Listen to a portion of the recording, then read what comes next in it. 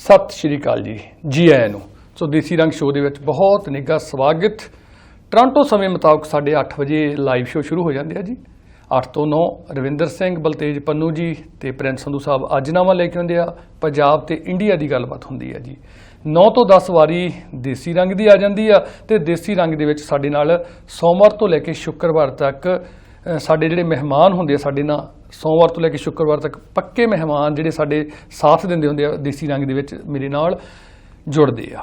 ਤੇ ਵੀਰਵਾਰ ਦਾ ਵੀ ਹਰ ਦਿਨ ਦਾ ਇੰਤਜ਼ਾਰ ਹੁੰਦਾ ਤੁਹਾਨੂੰ ਕਿ ਕੋਸ਼ਿਸ਼ ਕਰੀਦੀ ਹੈ ਕਿ ਵਧੀਆ ਪ੍ਰੋਗਰਾਮ, ਇਨਫੋਰਮੇਟਿਡ ਪ੍ਰੋਗਰਾਮ ਤੁਹਾਡੇ ਲਈ ਲੈ ਕੇ ਆਈਏ। ਤੇ ਵੀਰਵਾਰ ਦਾ ਦਿਨ ਹੁੰਦਾ ਹਰਪ੍ਰੀਤ ਜਵੰਦਾ ਸਾਹਿਬ ਵਿਨੀਪੈਗ ਸ਼ਹਿਰ ਤੋਂ ਆਪਣੇ ਨਾਲ ਜੁੜਦੇ ਹੁੰਦੇ ਆ ਤੇ ਸਟੋਰੀ ਜਿਹੜੀ ਨਾ ਹੱਡ ਬੀਤੀ ਹੁੰਦੀ ਆ, ਉਹ ਸਟੋਰੀ ਨੂੰ ਆਪਣੀ ਕਲਮ ਦੇ ਵਿੱਚ ਬੰਦ ਕਰਕੇ ਨਾ ਤੇ ਕਲਮ ਦੇ ਨਾਲ ਹੀ ਪਰੋ ਕੇ ਕਹਿੰਦੇ ਹੁੰਦੇ ਵੀ ਤੁਹਾਡੇ ਨਾਲ ਪੇਸ਼ ਕਰਦੇ ਆ ਆਪਣੇ ਸੋਸ਼ਲ ਮੀਡੀਆ ਤੇ ਉਸ ਤੋਂ ਬਾਅਦ ਆਪਾਂ ਕੋਸ਼ਿਸ਼ ਕਰਦੇ ਆ ਕਿ ਉਹ ਦੇਸੀ ਰੰਗ ਸ਼ੋਅ ਦੇ ਵਿੱਚ ਪੰਜਾਬ TV ਦੇ ਰਾਹੀਂ ਤੁਹਾਡੇ ਨਾਲ ਆਪਣੀ ਜ਼ੁਬਾਨ ਦੇ ਵਿੱਚ ਵੀ ਸਾਂਝੀ ਕਰਦੇ ਆ ਉਹ।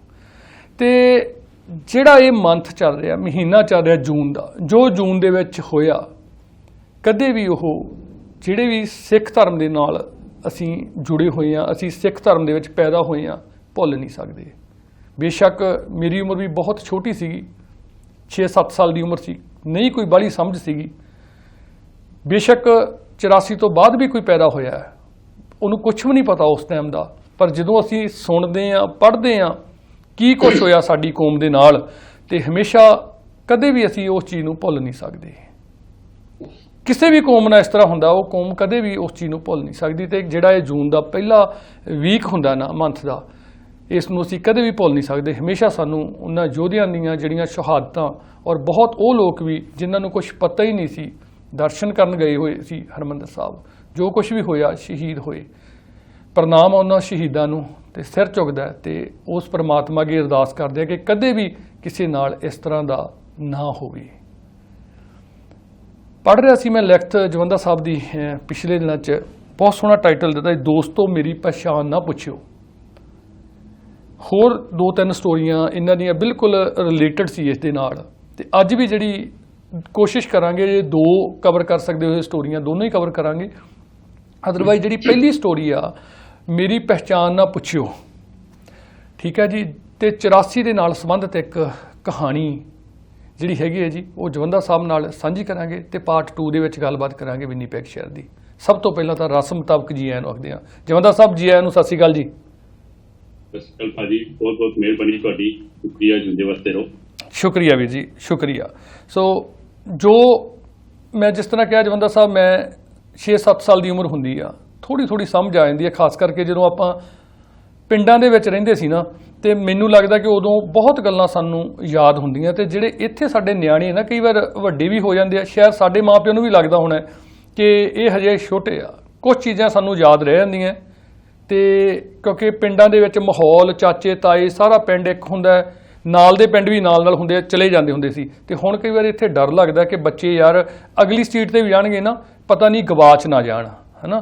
ਤੇ ਬਹੁਤ ਚੀਜ਼ਾਂ ਮੈਨੂੰ 20 ਜੂਨ ਦੀਆਂ ਯਾਦ ਆ, ਪਰ ਜਦੋਂ ਇਹ ਦੁਬਾਰਾ, ਜਿਵੇਂ ਤੁਸੀਂ ਲਿਖਤ ਲਿਖੀ ਆ ਜਾਂ ਹੋਰ ਵੀ ਬੜੀਆਂ ਅਸੀਂ ਪੜ੍ਹਦੇ ਹਾਂ, ਦੁਬਾਰਾ ਸਾਨੂੰ ਸਭ ਕੁਝ ਉਵੇਂ ਹੀ ਦਿਖਣ ਲੱਗ ਜਾਂਦਾ ਕਿ ਸਾਡੀ ਕੌਮ ਨਾਲ ਕੀ ਹੋਇਆ। ਜੋ ਤੁਸੀਂ ਸਟੋਰੀ ਲਿਖੀ ਜਵੰਦਾ ਸਾਹਿਬ, ਆਪਾਂ ਉਸ 'ਤੇ ਗੱਲਬਾਤ ਕਰਾਂਗੇ। ਸਭ ਤੋਂ ਪਹਿਲਾਂ ਕੁਝ ਤੁਸੀਂ ਆਪਣੇ ਲੋਕ ਕਹਿਣਾ ਚਾਹੁੰਦੇ ਹੋ ਜੀ? ਪਹਿਲੀ ਗੱਲ ਤੇ ਜਿਹੜੇ ਵੀ ਦਰਸ਼ਕ ਜਿਹੜੇ ਨੇ ਨਾਲ ਜੁੜ ਚੁੱਕੇ ਨੇ, ਮੇਰੀ ਉਹਨਾਂ ਨੂੰ ਨਿਮਰਤਾ ਸਹਿਤ ਸਤਿ ਸ਼੍ਰੀ ਅਕਾਲ ਹੈ ਜੀ। ਵਾਹਿਗੁਰੂ ਜੀ ਕੀ ਫਤਿਹ ਜੀ। ਦੂਸਰੀ ਗੱਲ, ਜਿਸ ਤਰ੍ਹਾਂ ਤੁਸੀਂ ਭੂਮਿਕਾ ਬੰਨੀ ਹੈ, ਉਹ ਭੂਮਿਕਾ ਜਿਹੜੀ ਹੈ ਹਰ ਜਿਹੜਾ ਨਾਨਕ ਨਾਮਲੇਵਾ ਪ੍ਰਾਣੀ ਹੈਗਾ, ਉਹਦੇ ਮਨ 'ਚ, ਜਿੰਨੇ ਸਿੱਖ ਧਰਮ 'ਚ ਜਨਮ ਲਿਆ, ਉਹਦੇ ਮਨ 'ਚ ਜੂਨ ਦੇ ਮਹੀਨੇ 'ਚ ਵੱਜਣੀ ਸ਼ੁਰੂ ਹੋ ਜਾਂਦੀ ਹੈ। ਈਵਨ ਮਈ ਦੇ ਮਹੀਨੇ 'ਚ ਲਾਸਟ ਵੀਕ 'ਚ ਵੱਜਣੀ ਸ਼ੁਰੂ ਹੋ ਜਾਂਦੀ ਹੈ ਜੀ। ਤੁਹਾਡੇ ਸੀ, ਤੁਹਾਡੇ ਜਿਹੜੇ ਭਾਵਨਾਵਾਂ ਸੀ ਬਿਲਕੁਲ 100% ਢੁਕਦੀਆਂ ਹੈਗੀਆਂ ਜੀ, ਹਰ ਇੱਕ ਉਸ ਪ੍ਰਾਣੀ ਦੇ ਨਾਲ ਜਿਹਨੇ ਉਹ ਵੇਲਾ ਦੇਖਿਆ ਹੈਗਾ ਜੀ, ਔਰ ਜਿਹਨੇ ਉਹ ਵੇਲਾ ਹੰਡਾਇਆ ਹੈਗਾ। ਤੇ ਮੈਂ ਬਹੁਤ ਹੀ ਦੇਰ ਇੱਧਰ ਉੱਧਰ ਦੀਆਂ ਗੱਲਾਂ ਨਹੀਂ ਮਾਰਨਾ ਚਾਹੁੰਦਾ ਅੱਜ, ਕਿਉਂਕਿ ਇੱਕ ਐਸਾ ਹੈ ਵੀਕ ਹੈ, ਐਸਾ ਸਪਤਾਹ ਹੈ, ਐਸਾ ਹਫਤਾ ਹੈ ਜੀ, ਜਿਹਦੇ 'ਚ ਇੱਕ ਧਰਤੀ ਹਿਲ ਗਈ ਸੀ ਜੀ ਇੱਕ ਕਿਸਮ ਦੀ। ਬਿਲਕੁਲ ਠੀਕ ਹੈ ਜੀ, ਬਿਲਕੁਲ। ਔਰ ਕਈ ਵਾਰੀ ਡਿਸਕਸ ਕਰਦੇ ਆ ਤੇ ਉਹ ਕਹਿੰਦੇ ਜੀ 84 ਬਾਰੇ ਗੱਲ ਨਾ ਕਰੋ, ਤੁਸੀਂ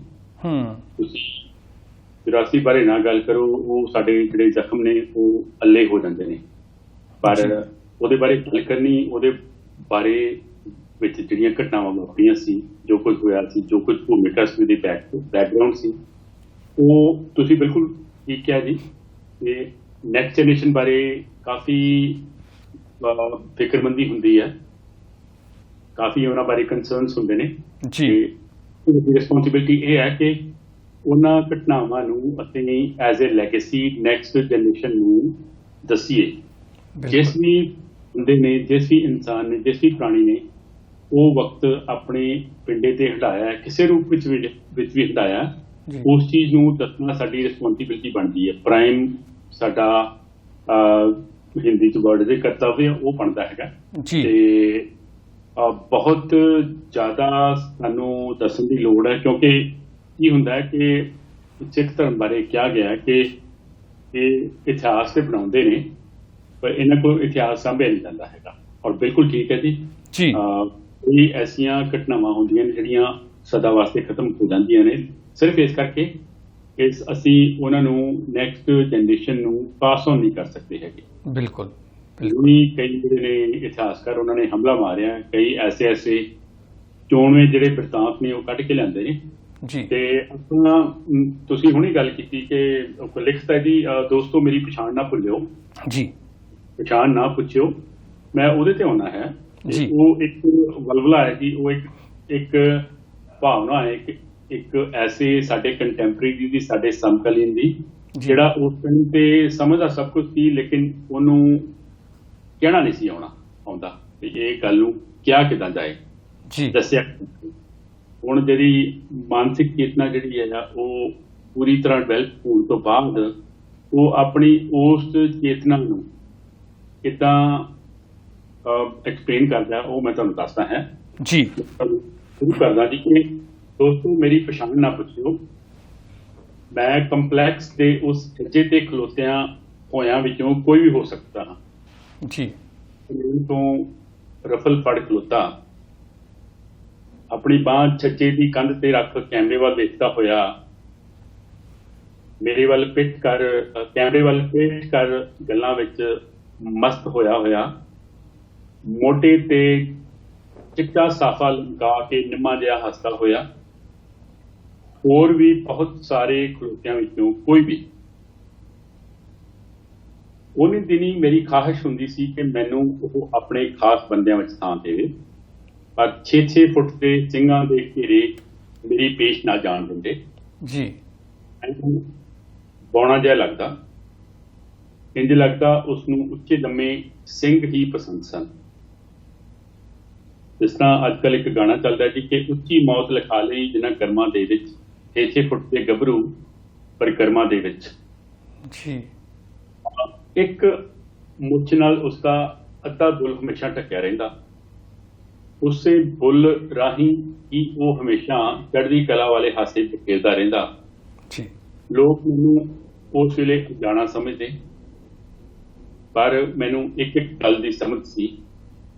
ਉਹ ਕਈ ਵਾਰ ਟਿੱਕਰ ਜਿਹੀ ਨਾਲ ਪੁੱਛ ਲੈਂਦਾ, ਉਹ ਆਪਣੀ ਮਾਤਾ ਨੂੰ ਦੱਸ ਕੇ ਆਇਆ ਕਿ ਨਹੀਂ।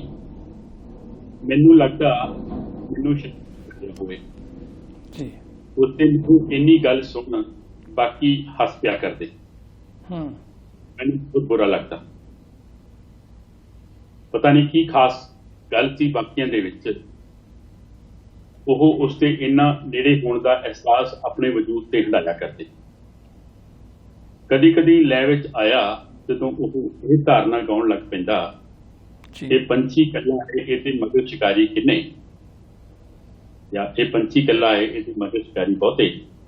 ਤਾਂ ਆਸ-ਪਾਸ ਕਈ ਦੋਗਲੇ ਕਿਸਮ ਦੇ ਇਨਸਾਨ ਦੱਬੀ ਆਵਾਜ਼ ਵਿੱਚ ਗੁੜਕਦੇ, ਰਾਤ ਲੱਗਦਾ ਹੁਣ ਡਰ ਗਿਆ ਜੀ, ਹੁਣ ਲੱਗਦਾ। ਨਾਲ ਹੀ ਆਖਦੇ ਸਰਕਾਰਾਂ ਨਾਲ ਮੱਥੇ ਲਾਉਣੇ ਕਿਹੜੇ ਸੌਖੇ ਨੇ। ਜਦੋਂ ਕਦੇ ਰਵਾਇਤੀ ਲੀਡਰਸ਼ਿਪ ਕੰਪਲੈਕਸ ਵਿੱਚੋਂ ਅਚਾਨਕ ਗਾਇਬ ਹੋ ਜਾਂਦੀ ਤਾਂ ਉਹ ਟਿਚਕਰ ਜਿਹੀ ਨਾਲ ਆਖਦਾ, ਪੱਕਾ ਦਿੱਲੀ ਗਏ ਹੋਣੇ ਨੇ ਚੱਪਲੀਆਂ ਝਾੜਨ। ਪਰ ਮੈਂ ਅਗਲੀ ਨੂੰ ਚੰਗੀ ਤਰ੍ਹਾਂ ਜਾਣਦਾ, ਉਸਨੇ ਬਿਸਕੁਟ ਖਵਾ ਕੇ ਵਾਪਸ ਤੋਰ ਦੇਣੇ ਆ, ਪੱਲੇ ਕੁਛ ਨਹੀਂ ਪਾਉਣਾ। ਔਰ ਅਗਲੇ ਦਿਨ ਵਾਕਿਆ ਹੀ ਉਹੀ ਗੱਲ ਹੋਈ ਹੁੰਦੀ। ਖਾਲੀ ਹੱਥ ਪਰਤਿਆਂ ਨੂੰ ਫਿਰ ਮੂੰਹ ਤੇ ਝੂਠੀਆਂ ਕਰਦਾ, ਡੰਡ ਤਾਂ ਪਾਉਂਦਾ। ਉਹ ਅੱਗੋਂ ਹੋਰ ਚਿੜ ਜਾਂਦੇ, ਫਿਰ ਦਿੱਲੀ ਫੋਨ ਕਰਦੇ, ਮੈਡਮ ਜੀ ਜੋ ਵੀ ਕਰਨਾ ਹੈ ਬਸ ਜਲਦੀ ਕਰੋ, ਸਾਥੋਂ ਹੋਰ ਨਹੀਂ ਸਿਹਾ ਜਾਂਦਾ, ਸਾਡੀਆਂ ਦੁਕਾਨਾਂ ਤੇ ਭੀੜ ਘਟ ਗਈ ਹੈ। ਉਹ ਦਿੱਲੀ ਆਪਣੀ ਕੋਠੀ ਵਿੱਚ ਆਪਣੇ ਪਾਲਤੂ ਕੁੱਤੇ ਅੱਗੇ ਪਾਰਲੇ ਜੀ ਦਾ ਬਿਸਕੁਟ ਸੁੱਟਦੀ ਹੋਈ ਅੰਦਰੋਂ ਅੰਦਰ ਖੁਸ਼ ਹੁੰਦੀ। ਫਿਰ ਆਖਦੀ, ਫਿਕਰ ਮਤ ਕਰੀਏ, ਜਲਦੀ ਹੀ ਕੁਝ ਕਰਨੇ ਜਾ ਰਹੀ ਹੂੰ। ਮੈਂ ਦੁਬਾਰਾ ਪੜ੍ਹਦਾ ਜੀ। ਦਿੱਲੀ ਆਪਣੀ ਕੋਠੀ ਵਿੱਚ ਆਪਣੇ ਪਾਲਤੂ ਕੁੱਤੇ ਅੱਗੇ ਪਾਰਲੇ ਜੀ ਦਾ ਬਿਸਕੁਟ ਸੁੱਟਦੀ ਹੋਈ ਅੰਦਰੋਂ ਅੰਦਰ ਖੁਸ਼ ਹੁੰਦੀ ਤੇ ਫਿਰ ਆਖਦੀ, ਫਿਕਰ ਮਤ ਕਰੀਏ, ਜਲਦੀ ਹੀ ਕੁਝ ਕਰਨੇ ਜਾ ਰਹੀ ਹੂੰ। ਫਿਰ ਜਿਸ ਦਿਨ ਉਸਨੇ ਕਹਿਰ ਵਰਤਾਉਣਾ ਸ਼ੁਰੂ ਕੀਤਾ, ਇਸ ਨੂੰ ਭਿਣਕ ਲੱਗ ਗਈ। ਮੋਰਚਿਆਂ ਦੀ ਟੋਹ ਲੈਂਦਾ ਹੋਇਆ ਉਹ ਸ੍ਰੀ ਅਕਾਲ ਤਖਤ ਸਾਹਿਬ ਦੀਆਂ ਪੌੜੀਆਂ ਕੋਲ ਅਚਾਨਕ ਖਲੋ ਗਿਆ। ਪੁੰਜੇ ਬੈਠੇ ਹੌਲੀ ਉਮਰ ਦੇ ਇੱਕ ਭੁਜੰਗੀ ਨੇ ਤੁਰੇ ਜਾਂਦੇ ਨੂੰ ਸ਼ਾਇਦ ਫਤਿਹ ਬੁਲਾ ਦਿੱਤੀ ਸੀ। ਉਸ ਵੱਲ ਵੇਖ ਕੇ ਮੁਸਕਰਾਇਆ, ਬੋਝੇ ਵਿੱਚੋਂ ਲੱਪ ਛੋਲਿਆਂ ਦੀ ਕੱਢ ਉਸ ਨਿੱਕੇ ਜਿਹੇ ਭੁਜੰਗੀ ਦੀ ਝੋਲੀ ਵਿੱਚ ਪਾ ਦਿੱਤੀ। ਫਿਰ ਆਪਣੇ ਮਜ਼ਾਹੀਆ ਜਿਹੇ ਲਹਿਜ਼ੇ ਵਿੱਚ ਆਖਣ ਲੱਗਾ, ਭੁਜੰਗੀਆ, ਹਾਲਤ ਠੀਕ ਹੁੰਦੇ ਤਾਂ ਸ਼ਾਇਦ ਕੁਝ ਹੋਰ ਦੇ ਦਿੰਦਾ, ਪਰ ਇਸ ਵੇਲੇ ਇਸ ਸਾਧ ਕੋਲ ਛੋਲਿਆਂ ਦੀ ਇੱਕ ਮੁੱਠ ਤੋਂ ਇਲਾਵਾ ਹੋਰ ਕੁਝ ਵੀ ਨਹੀਂ। ਨਾਲ ਦੇ ਚੜ੍ਹਦੀ ਕਲਾ ਵਾਲੇ ਸਿੰਘ ਇੱਕ ਵਾਰ ਫਿਰ ਹੱਸ ਪਏ। ਮੈਨੂੰ ਮਹਿਸੂਸ ਹੋਇਆ ਪਤਾ ਨਹੀਂ ਕਿਸ ਮਿੱਟੀ ਦਾ ਬਣਿਆ ਸੀ ਉਹ। ਸਿਰ ਤੇ ਮੌਤ ਮੰਡਰਾ ਰਹੀ ਸੀ, ਉਸ ਨੂੰ ਅਜੇ ਵੀ ਟਿਚਕਰ ਸੁੱਝ ਰਹੀ ਸੀ। ਮੈਨੂੰ ਇੱਕ ਵਾਰ ਹੈੱਡ ਗ੍ਰੰਥੀ ਯਾਨੀ ਪੂਰਨ ਸਿੰਘ ਜੀ ਨੇ ਦੱਸਿਆ, ਚੱਲਦੇ ਘਮਸਾਨ ਵਿੱਚ ਉਹ ਲਗਾਤਾਰ 3 ਦਿਨ ਬਸ ਮੈਗਜ਼ੀਨ ਹੀ ਭਰੀ ਗਿਆ। ਫਿਰ ਮੋਰਚਿਆਂ ਤੇ ਬੈਠਿਆਂ ਨੂੰ ਖੁਦ ਜਾ ਕੇ ਆਪ ਪੜ੍ਹਾਉਂਦਾ, ਨਾਲ ਬਾਣੀ ਵੀ ਪੜ੍ਹੀ ਜਾਂਦਾ। ਮੋਰਚਿਆਂ ਤੇ ਬੈਠਿਆਂ ਦੀ ਨਜ਼ਰ ਸਾਹਮਣੇ ਟਾਰਗੇਟ ਤੇ ਹੁੰਦੀ ਤੇ ਉਹ ਬਿਨਾਂ ਮੁੜੇ ਹੀ ਆਪਣਾ ਖੱਬਾ ਹੱਥ ਮਗਰ ਨੂੰ ਕਰਦੇ, ਇਹ ਫੜਾ ਦਿੰਦਾ ਤੇ ਖਾਲੀ ਮੋੜ ਲਿਆਉਂਦਾ। ਫਿਰ ਕਦੀ ਉਹ ਚੇਚਾ ਜਾ ਕੇ ਪੁੱਛਦਾ, ਸਿੰਘਾ ਕੁਝ ਖਾਣ ਨੂੰ ਲਿਆਵਾਂ? ਅਗਲਾ ਨਾ ਕਰ ਦਿੰਦਾ ਤਾਂ ਉਸਦੇ ਮੋਢਿਆਂ ਤੇ ਥਾਪੀ ਦੇ ਕੇ ਹੀ ਵਾਪਸ ਮੁੜ ਆਉਂਦਾ। ਫਿਰ 6 ਜੂਨ ਨੂੰ ਸਵੇਰੇ 9 ਵਜੇ ਅਕਾਲ ਤਖਤ ਸਾਹਿਬ ਦੀਆਂ ਪੌੜੀਆਂ ਤੇ ਖਲੋਤਾ ਸ਼ਹੀਦੀ ਦੀ ਅਰਦਾਸ ਕਰ ਰਿਹਾ ਸੀ ਤਾਂ ਮੈਂ ਲਾਈਨ ਵਿੱਚ ਸਭ ਤੋਂ ਪਿੱਛੇ ਖਲੋਤਾ ਸੀ। ਉਸ ਦਿਨ ਵੀ ਉਸਨੇ ਟਿਚਕਰ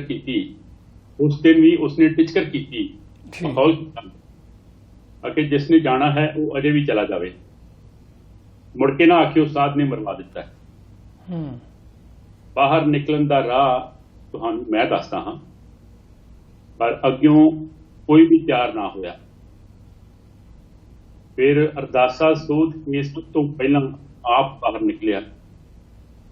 ਅੱਗਿਓਂ ਗੋਲੀਆਂ ਬੰਬਾਂ ਦੀ ਵਾਛੜ ਹੋਈ, ਕੱਟੇ ਦਾ ਇੱਕ ਵੱਡਾ ਗੁਬਾਰ ਉੱਠਿਆ। ਮੈਂ ਵੀ ਇਹ ਸੋਚ ਉੱਧਰ ਨੂੰ ਭੱਜਿਆ ਕਿ ਅੱਜ ਤੇਰੇ ਨਾਲ ਹੀ ਰਹਿਣਾ ਹੈ, ਤੇਰੇ ਨਾਲ ਹੀ ਰਵਾਨਗੀ ਪਾਉਣੀ ਹੈ।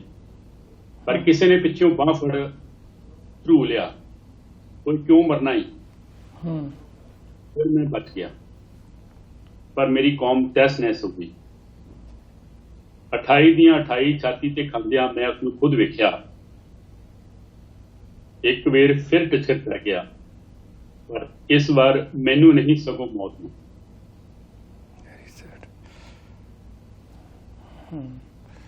ਅੱਜ ਗਾਉਣ ਸੁਣਦਾ, ਤੇਰੇ ਨਾਂ ਦੀਆਂ ਉੱਚੀਆਂ ਪਾਲਕੀਆਂ ਤੇਰੀ ਸਦਾ ਸਦਾ ਜੈਕਾਰ ਹੋਵੇ। ਤੂੰ ਮਨ ਜੋੜੇ ਅਸੀਂ ਧਨ ਜੋੜੇ, ਤੂੰ ਮਨ ਜੋੜੇ ਅਸੀਂ ਧਨ ਜੋੜੇ, ਤੈਥੋਂ ਟੁੱਟ ਕੇ ਅਸੀਂ ਖੁਆਰ ਹੋਏ। ਪਦਾਰਥਵਾਦ ਦੇ ਕਦੀ ਗੇੜ ਵਿੱਚ ਪਿਆ ਮੈਂ ਅਤੇ ਮੇਰੇ ਵਰਗੇ ਹੋਰ ਕਿੰਨੇ ਜਣੇ ਅਜੇ ਵੀ ਧਨ ਜੋੜੀ ਜਾਂਦੇ ਹਾਂ। ਕਦੀ ਸੁਪਨੇ ਵਿੱਚ ਆ ਕੇ ਫਿਰ ਟਿਚਕਰ ਕਰ ਜਾਂਦਾ ਹੈ, ਆਖੇ ਸਿੰਘਾ ਕਿੰਨਾ ਕੁ ਜੋੜ ਲਿਆ ਈ। ਹੂੰ। ਉਸ ਦੇ ਨਾਲ ਆਏ ਹੱਸ ਪੈਂਦੇ ਨੇ। ਮੈਂ ਈਰਖਾ ਦੀ ਅੱਗ ਵਿੱਚ ਸੜ ਜਾਂਦਾ ਹਾਂ। ਫਿਰ ਸੋਚਦਾ ਹਾਂ ਸ਼ਹੀਦੀ ਦੀ ਦਾਤ ਐਵੇਂ ਨਹੀਂ ਮਿਲਦੀ। ਫਿਰ ਅਗਲੇ ਪਲ ਮੈਨੂੰ ਜਾਗ ਆ ਜਾਂਦੀ ਹੈ। ਫਿਰ ਮਨ ਵਿੱਚ ਆਉਂਦਾ ਹੈ ਆਪਣੇ ਘਰਾਂ ਵਿੱਚ ਸੇਫ ਹਾਂ ਅਸੀਂ ਵੱਡੇ ਦੁਨੀਆਦਾਰ, ਪਰ ਬਹੁਤ ਕੀ ਹੈ ਸਮਝਣੀ ਇਹ ਧਰਮ ਯੁੱਧਾਂ ਦੀ ਕਾਰ। ਬਿਲਕੁਲ ਸਹੀ ਗੱਲ ਹੈ ਜੀ, ਬਿਲਕੁਲ ਸਹੀ ਗੱਲ, ਬਿਲਕੁਲ ਸਹੀ ਗੱਲ। ਬਲਬਲੇ ਸੀ, ਇਹ ਭਾਵਨਾਵਾਂ ਸੀ। ਸੋ ਜਿਹੜੀ ਇੱਕ ਉਸ ਟਾਈਮ ਤੇ ਇੱਕ ਛੋਟੇ ਬੱਚੇ ਦੇ ਮਨ ਵਿੱਚ ਆਉਂਦੀ ਸੀ, ਔਰ ਉਹ ਜਵਾਨ ਹੋ ਕੇ ਉਹ ਕਿਸ ਤਰ੍ਹਾਂ ਐਕਸਪਲੇਨ ਕਰਦਾ ਹੈ ਇਹ ਸੀ ਜੀ। ਜਵੰਦਾ ਸਾਹਿਬ, ਮੈਂ ਨਾ ਸੁਖਦੀਪ ਹੁਣਾਂ ਦੀ ਕਿਹਾ ਸੀਗਾ ਪਿਕਚਰ ਵੀ ਜਿਹੜੀ ਤੁਸੀਂ ਨਾਲ ਸ਼ੇਅਰ ਕੀਤੀ ਨਾ, ਮੈਂ ਚਾਹੁੰਦਾ ਸੀ ਕਿ ਉਹ ਪਿਕਚਰ ਵੀ ਕਿਤੇ ਨਾਲ, ਕਿਉਂਕਿ ਨਾ ਜਦੋਂ ਮੈਂ ਕਹਾਣੀ ਜਿਹੜੀ ਤੁਸੀਂ ਇਹ ਲਿਖੀ ਲਿਖਤ ਪੜ੍ਹ ਰਿਹਾ ਸੀ ਨਾ, ਤੇ ਜਿਹੜੀ ਨਾਲ ਤੁਸੀਂ ਪਿਕਚਰ ਉਹ ਲਾਈ ਹੋਈ ਸੀਗੀ ਹੈ ਨਾ, ਤੇ ਉਹਦੇ ਵਿੱਚ ਮੇਰੀ ਨਜ਼ਰ ਜਿਹੜੀ ਉਹ ਲੱਭ ਰਹੀ ਸੀ ਕਿ ਕਿਹੜਾ ਉਹ ਬੱਚਾ ਉਸ ਟਾਈਮ ਹੋਣਾ ਜਾਂ ਕਿੰਨੀ ਕੁ ਉਮਰ ਦਾ ਹੋਣਾ, ਜਿਹੜਾ ਤੁਸੀਂ ਦੱਸਿਆ ਸੀ ਇੱਧਰ ਉੱਧਰ ਦੇਖਦਾ ਮੈਨੂੰ ਸੀ, ਮੈਂ ਲੱਭ ਰਿਹਾ ਸੀ ਕਿਤੇ ਹੈ ਨਾ, ਕਿੰਨਾ ਕੁਛ ਇਸ ਕਹਾਣੀ ਦੇ ਵਿੱਚ ਮਤਲਬ ਲਿਖਿਆ ਹੈ। ਕਿਉਂਕਿ ਜਿਹੜੇ ਉਸ ਟਾਈਮ ਉੱਥੇ ਸੀ ਹੈ ਨਾ, ਅੱਜ ਨਾ ਪੰਨੂ ਸਾਹਿਬ ਸਵੇਰੇ ਪ੍ਰੋਗਰਾਮ ਕਰ ਰਹੇ ਸੀ, ਇੱਕ ਕਾਲ ਆਈ ਉੱਥੇ, ਉਹ ਕਹਿੰਦੇ ਕਿ ਚਲੋ ਕੁਛ ਜਿਹੜੇ ਇਸ ਮੂਵਮੈਂਟ ਨਾਲ ਜੁੜੇ ਹੋਏ ਸੀ ਜੀ ਜਾਂ ਕਿਸ ਤਰ੍ਹਾਂ ਵੀ ਸੀ, ਔਰ ਬਹੁਤ ਲੋਕ ਹਰਿਮੰਦਰ ਸਾਹਿਬ ਦੇ ਵਿੱਚ ਦਰਸ਼ਨਾਂ ਲਈ ਵੈਸੇ ਜਾਂਦੇ ਆ, ਉਹ ਵੀ ਉੱਥੇ ਸ਼ਹੀਦੀਆਂ ਪ੍ਰਾਪਤ ਕਰ ਗਏ ਹੈ ਨਾ। ਕੌਣ ਠੀਕ ਸੀ, ਕੌਣ ਗਲਤ ਸੀ, ਕੀ ਮਤਲਬ ਸਾਰਾ ਕੁਝ ਉਹ ਚੱਲਦਾ ਰਹਿੰਦਾ ਹੈ ਨਾ, ਪਰ ਕਿੰਨਾ ਮਤਲਬ ਕਹਿਰ ਹੋਇਆ ਜੀ ਉਸ ਟਾਈਮ ਹੈ ਨਾ। ਉਹਨਾਂ ਦੀਆਂ ਸ਼ਹੀਦੀਆਂ ਮਤਲਬ ਕਿੱਥੇ ਲਿਖੀਆਂ ਜਾਣੀਆਂ, ਕੌਣ ਲਿਖੂ, ਪਤਾ ਲੱਗਾ ਜੀ ਕਿੰਨੇ ਲੋਕ ਸੀਗੇ ਹੈ ਨਾ। ਸੋ ਜਦੋਂ ਉਹ ਸਵਾਲ ਕਰ ਰਹੇ ਸੀ ਨਾ, ਲੇਕਿਨ ਅੰਦਰ ਉਹ ਖਿੱਚਿਆ ਜਾ ਰਿਹਾ ਸੀ ਕੁਛ ਕਿ ਕੀ ਹੋ ਰਿਹਾ ਹੈ ਨਾ। ਪਰ ਅਸੀਂ ਇਨਸਾਨ ਕਿੱਦਾਂ ਦੇ ਆ ਜਵੰਦਾ ਸਾਹਿਬ, ਹੁਣ ਇੱਥੇ ਗੱਲ ਕਰਦੇ ਆ, ਮੈਂ ਵੀ ਹੈ ਨਾ, ਸ਼ਾਇਦ ਤੁਸੀਂ ਵੀ ਜਾਂ ਹੋਰ ਵੀ, ਜਦੋਂ ਅਸੀਂ ਗੱਲਾਂ ਕਰਦੇ ਹਾਂ, ਮੈਂ ਕਹੂੰਗਾ ਫਿਰ ਅਸੀਂ ਕਹਿੰਦੇ ਕਿ ਕਿਸੇ ਵੀ ਕੌਮ ਤੇ ਹੁੰਦਾ ਹੈ, ਅਸੀਂ ਉਹ ਸੁਣਦੇ ਹਾਂ, ਉਸ ਟਾਈਮ ਸਾਨੂੰ ਬੜਾ ਦਰਦ ਹੁੰਦਾ ਹੈ, ਪਰ ਉਸ ਤੋਂ ਬਾਅਦ ਦੁਨਿਆਵੀ ਜਿਹੜੀ ਦੁਨੀਆਦਾਰੀ ਦੇ ਵਿੱਚ, ਜਿਵੇਂ ਤੁਸੀਂ ਕਿਹਾ ਨਾ ਕਿ ਹੁਣ ਵੀ ਕਿਤੇ ਉਹ ਸੁਪਨੇ ਦੇ ਵਿੱਚ ਆ ਕੇ ਪੁੱਛਦਾ ਹੋਊਗਾ ਕਿ ਕਿੰਨੇ ਕੁ ਜੋੜ ਲਏ ਡਾਲਰ ਹੈ ਨਾ, ਅਸੀਂ ਡਾਲਰਾਂ ਦੇ ਮਗਰ, ਰੁਪਈਆਂ ਦੇ ਮਗਰ, ਫਿਰ ਪਦਾਰਥ ਵਰਦੀ ਜਿਹੜੀ ਇਹ ਦੁਨੀਆ ਉਹਦੇ ਵਿੱਚ ਗਵਾਚ ਜਾਂਦੇ ਆ। ਹਾਂਜੀ ਬਿਲਕੁਲ ਠੀਕ ਹੈ ਜੀ ਤੁਹਾਡੀ ਗੱਲ। ਔਰ ਬਰਾੜ ਸਾਹਿਬ, ਸਭ ਤੋਂ ਵੱਡੀ ਪ੍ਰਾਪਤੀ ਇਹ ਹੈ ਜੀ, ਇੱਕ ਜ਼ੋਰ ਲੱਗਾ ਪਿਆ ਹੈ, ਇੱਕ ਸਟਰਗਲ ਲੱਗੀ ਪਈ ਹੈ, ਇੱਕ ਸਟਰਗਲ ਹੋ ਰਹੀ ਹੈ ਜੀ। ਇਸ ਚੀਜ਼ ਨੂੰ ਹੁਣ ਜਿਹੜੀ ਨੈਕਸਟ ਜਨਰੇਸ਼ਨ ਜਿਹੜੀ ਹੈ ਉਹ ਪੁਰਾਣੀ ਗੱਲ ਸਮਝ ਕੇ ਭੁਲਾ ਦੇਵੇ ਜੀ, ਇਸ ਬਾਰੇ ਘਰਾਂ 'ਚ ਗੱਲ ਨਾ ਹੋਏ, ਇਸ ਬਾਰੇ ਨੈਕਸਟ ਜਨਰੇਸ਼ਨ ਨੂੰ ਨਾ ਦੱਸਿਆ ਜਾਏ।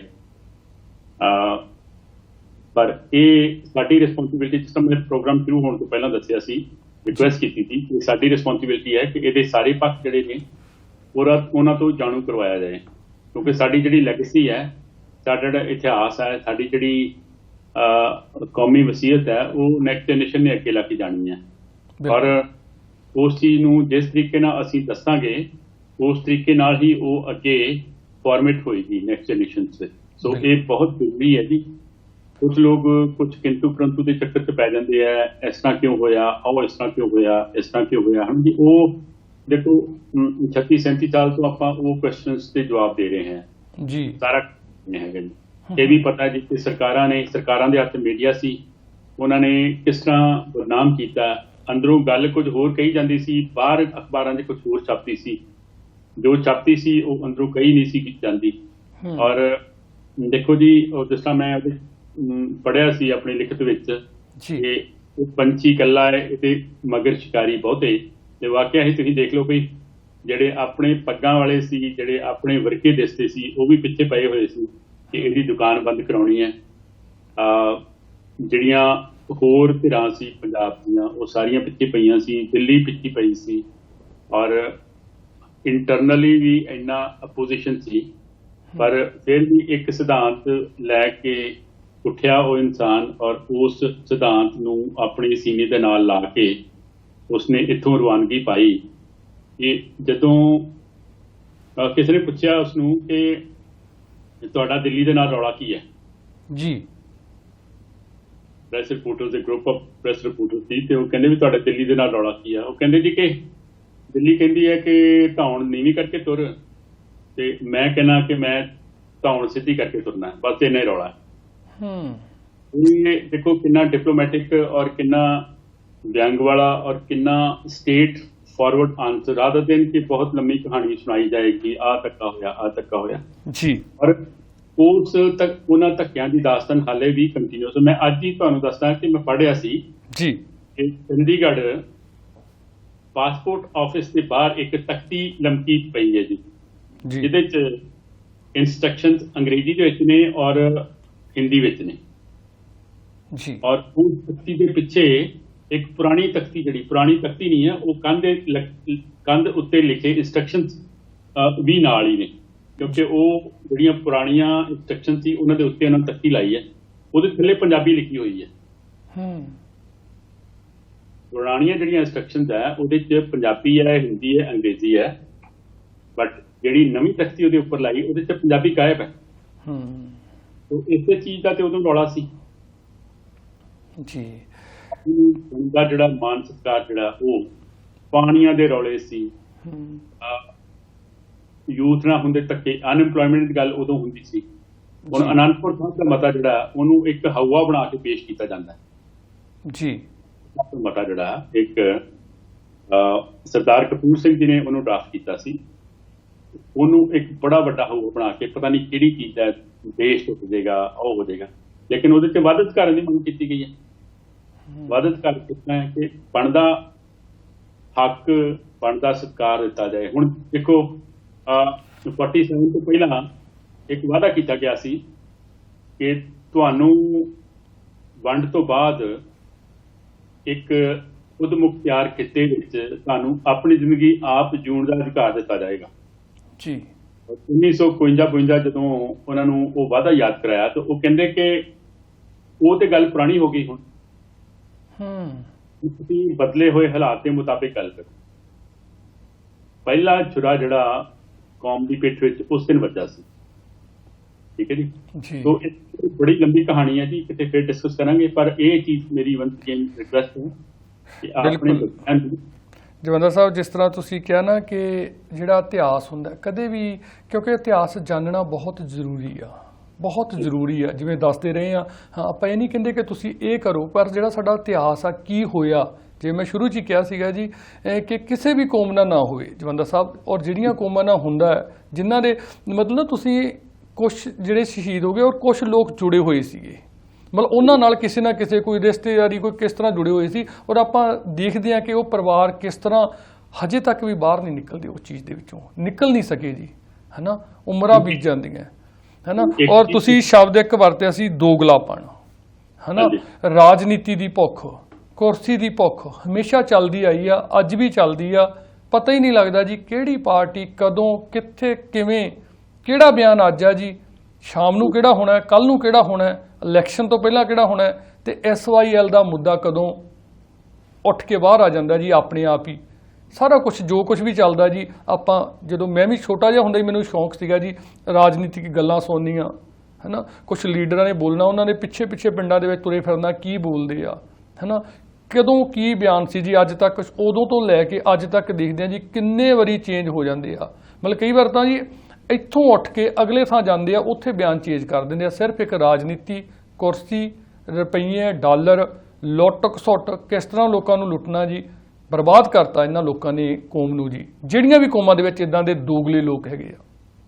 ਮੈਂ ਬਰਾੜ ਸਾਹਿਬ ਤੁਹਾਨੂੰ ਦੱਸਦਾ ਕਿ ਸਾਡੇ ਇੱਕ ਵਿਨੀਪੈਗ ਤੇ ਇੱਕ ਮੇਰੇ ਸੁਖਚਿੰਤਕ ਹੈਗੇ, ਉਹਨਾਂ ਨਾਲ ਆਪਾਂ ਡਿਸਕਸ ਕਰਦੇ ਆ ਜੀ। ਉੱਥੇ ਰਹਿੰਦੇ ਆ ਕਿ ਜਿਹੜੀ ਆਕਾਂਖਸ਼ਾਵਾਂ ਹੁੰਦੀਆਂ, ਜਿਹੜੀਆਂ ਤੁਹਾਡੀਆਂ ਐਂਬੀਸ਼ਨਸ ਹੁੰਦੀਆਂ, ਜਿਹੜੇ ਤੁਹਾਡੇ ਪੈਸਾ ਕਮਾਉਣ ਦੇ ਜਾਂ ਪ੍ਰਾਪਰਟੀ ਇਕੱਠੀ ਕਰਨ ਦੇ ਜਿਹੜੀ ਹਵਸ ਹੈ, ਮੈਂ ਹਵਸ ਕਹੂੰਗਾ ਉਹਨੂੰ ਜੀ, ਕੀ ਅੰਤ ਹੈਗਾ। ਉਹ ਕਹਿੰਦਾ ਜੀ ਇੱਕ ਨੰਬਰ ਗੇਮ ਹੈ, ਨੰਬਰ ਗੇਮ ਤੁਹਾਡੀ ਮਿਲੀਅਨ ਤੋਂ ਤੁਸੀਂ ਪਹੁੰਚਦੇ ਹੋ ਸੈੱਟ ਕਰਕੇ, ਤੁਹਾਡਾ 2 ਮਿਲੀਅਨ ਤੇ ਉਹ ਜਾ ਪੈਂਦਾ ਜਿਹੜਾ ਟਾਰਗੇਟ ਹੈ, 2 ਮਿਲੀਅਨ ਤੋਂ ਬਾਅਦ 3 ਮਿਲੀਅਨ ਤੇ। ਉਹ ਕਹਿੰਦਾ ਵੀ ਐਂਡਲੈਸ ਇਹ ਹੈ ਟਾਰਗੇਟ, ਠੀਕ ਹੈ ਜੀ।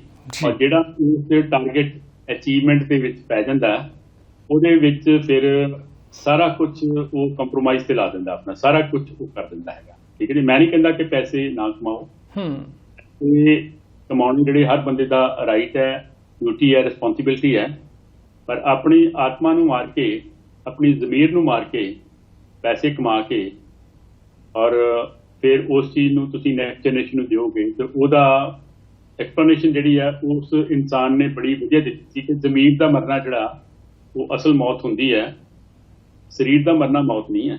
ਔਰ ਇਹ ਲੋਕ ਜਿਨ੍ਹਾਂ ਦੀ ਤੁਸੀਂ ਗੱਲ ਕਰਦੇ ਹੋ ਇਹ ਡੇਲੀ ਬੇਸਿਸ ਤੇ ਪਤਾ ਨਹੀਂ ਕਿੰਨੀ ਵਾਰ ਮਰਦੇ ਆ ਔਰ ਇਹਨਾਂ ਨੂੰ ਇਸ ਚੀਜ਼ ਦਾ ਕੋਈ ਨਹੀਂ ਫਿਕਰ ਹੁੰਦਾ ਕਿ ਭਾਵੇਂ ਚੌਂਕ ਦੇ ਵਿੱਚ ਖੜੇ ਹੋ ਕੇ ਨੰਗੇ ਵੀ ਹੋ ਜਾਣ, ਲੋਕ ਸ਼ਰਮ ਕਰਕੇ ਲੰਘਣਗੇ, ਇਹਨਾਂ ਨੂੰ ਕੋਈ ਸ਼ਰਮ ਨਹੀਂ ਹੈਗੀ। ਔਰ ਮੈਂ ਤੁਹਾਨੂੰ ਦੱਸਦਾ ਕਿ ਇੱਕ ਆਮ ਬੰਦੇ ਦੀ ਪੁਆਇੰਟ ਆਫ ਵਿਊ ਤੋਂ ਮੈਂ ਸੋਚਦਾ ਕਈ ਵਾਰੀ ਕਿ ਅਸੀਂ ਇਹਨਾਂ ਲੋਕਾਂ ਤੋਂ ਬਹੁਤ ਜ਼ਿਆਦਾ ਬੈਟਰ ਹੈਗੇ ਹਾਂ ਜੀ। ਪਰਮਾਤਮਾ ਨੇ ਇਹਨਾਂ ਨੂੰ ਇਹ ਪ੍ਰਿਵਿਲੇਜ ਨਹੀਂ ਦਿੱਤਾ ਕਿ ਤੁਸੀਂ ਜਿਹੜੇ ਲੱਖਾਂ ਕਰੋੜਾਂ ਅਰਬਾਂ ਇਕੱਠੇ ਕੀਤੇ ਆ ਉਹਦੇ ਬੇਸ ਤੇ ਤੁਹਾਨੂੰ 10-12 ਸਾਲ ਜ਼ਿੰਦਗੀ ਜਿਹੜੀ ਹੋਰ ਮੈਂ ਦੇ ਸਕਾਂ। ਹਾਲੇ ਤੱਕ ਪ੍ਰੋਵੀਜ਼ਨ ਨਹੀਂ ਆਇਆ। ਇੱਕ ਅਰਬਾਂਪਤੀ ਆਪਣੇ 1 ਅਰਬ ਦੇ ਕੇ ਕਹੇ ਜੀ ਪਰਮਾਤਮਾ ਨੂੰ ਕਿ ਮੈਨੂੰ 10 ਸਾਲ ਹੋਰ ਦੇ ਦਿਓ। ਅਗਰ ਇਹ ਆ ਜਾਂਦਾ ਨਾ ਇਹਨਾਂ ਨੂੰ ਤੁਰੇ ਜਾਂਦੇ ਕਿਸੇ ਗਰੀਬ ਦੀ ਅਰਥੀ ਵੱਲ ਵੇਖ ਕੇ ਮਜ਼ਾਕ ਕਰਿਆ ਕਰਨੇ ਸੀ। ਆਓ ਦੇਖੋ ਜਾਂਦਾ ਵਿਚਾਰਾ ਗਰੀਬ ਹੋਣ ਕਰਕੇ ਮਰ ਗਿਆ।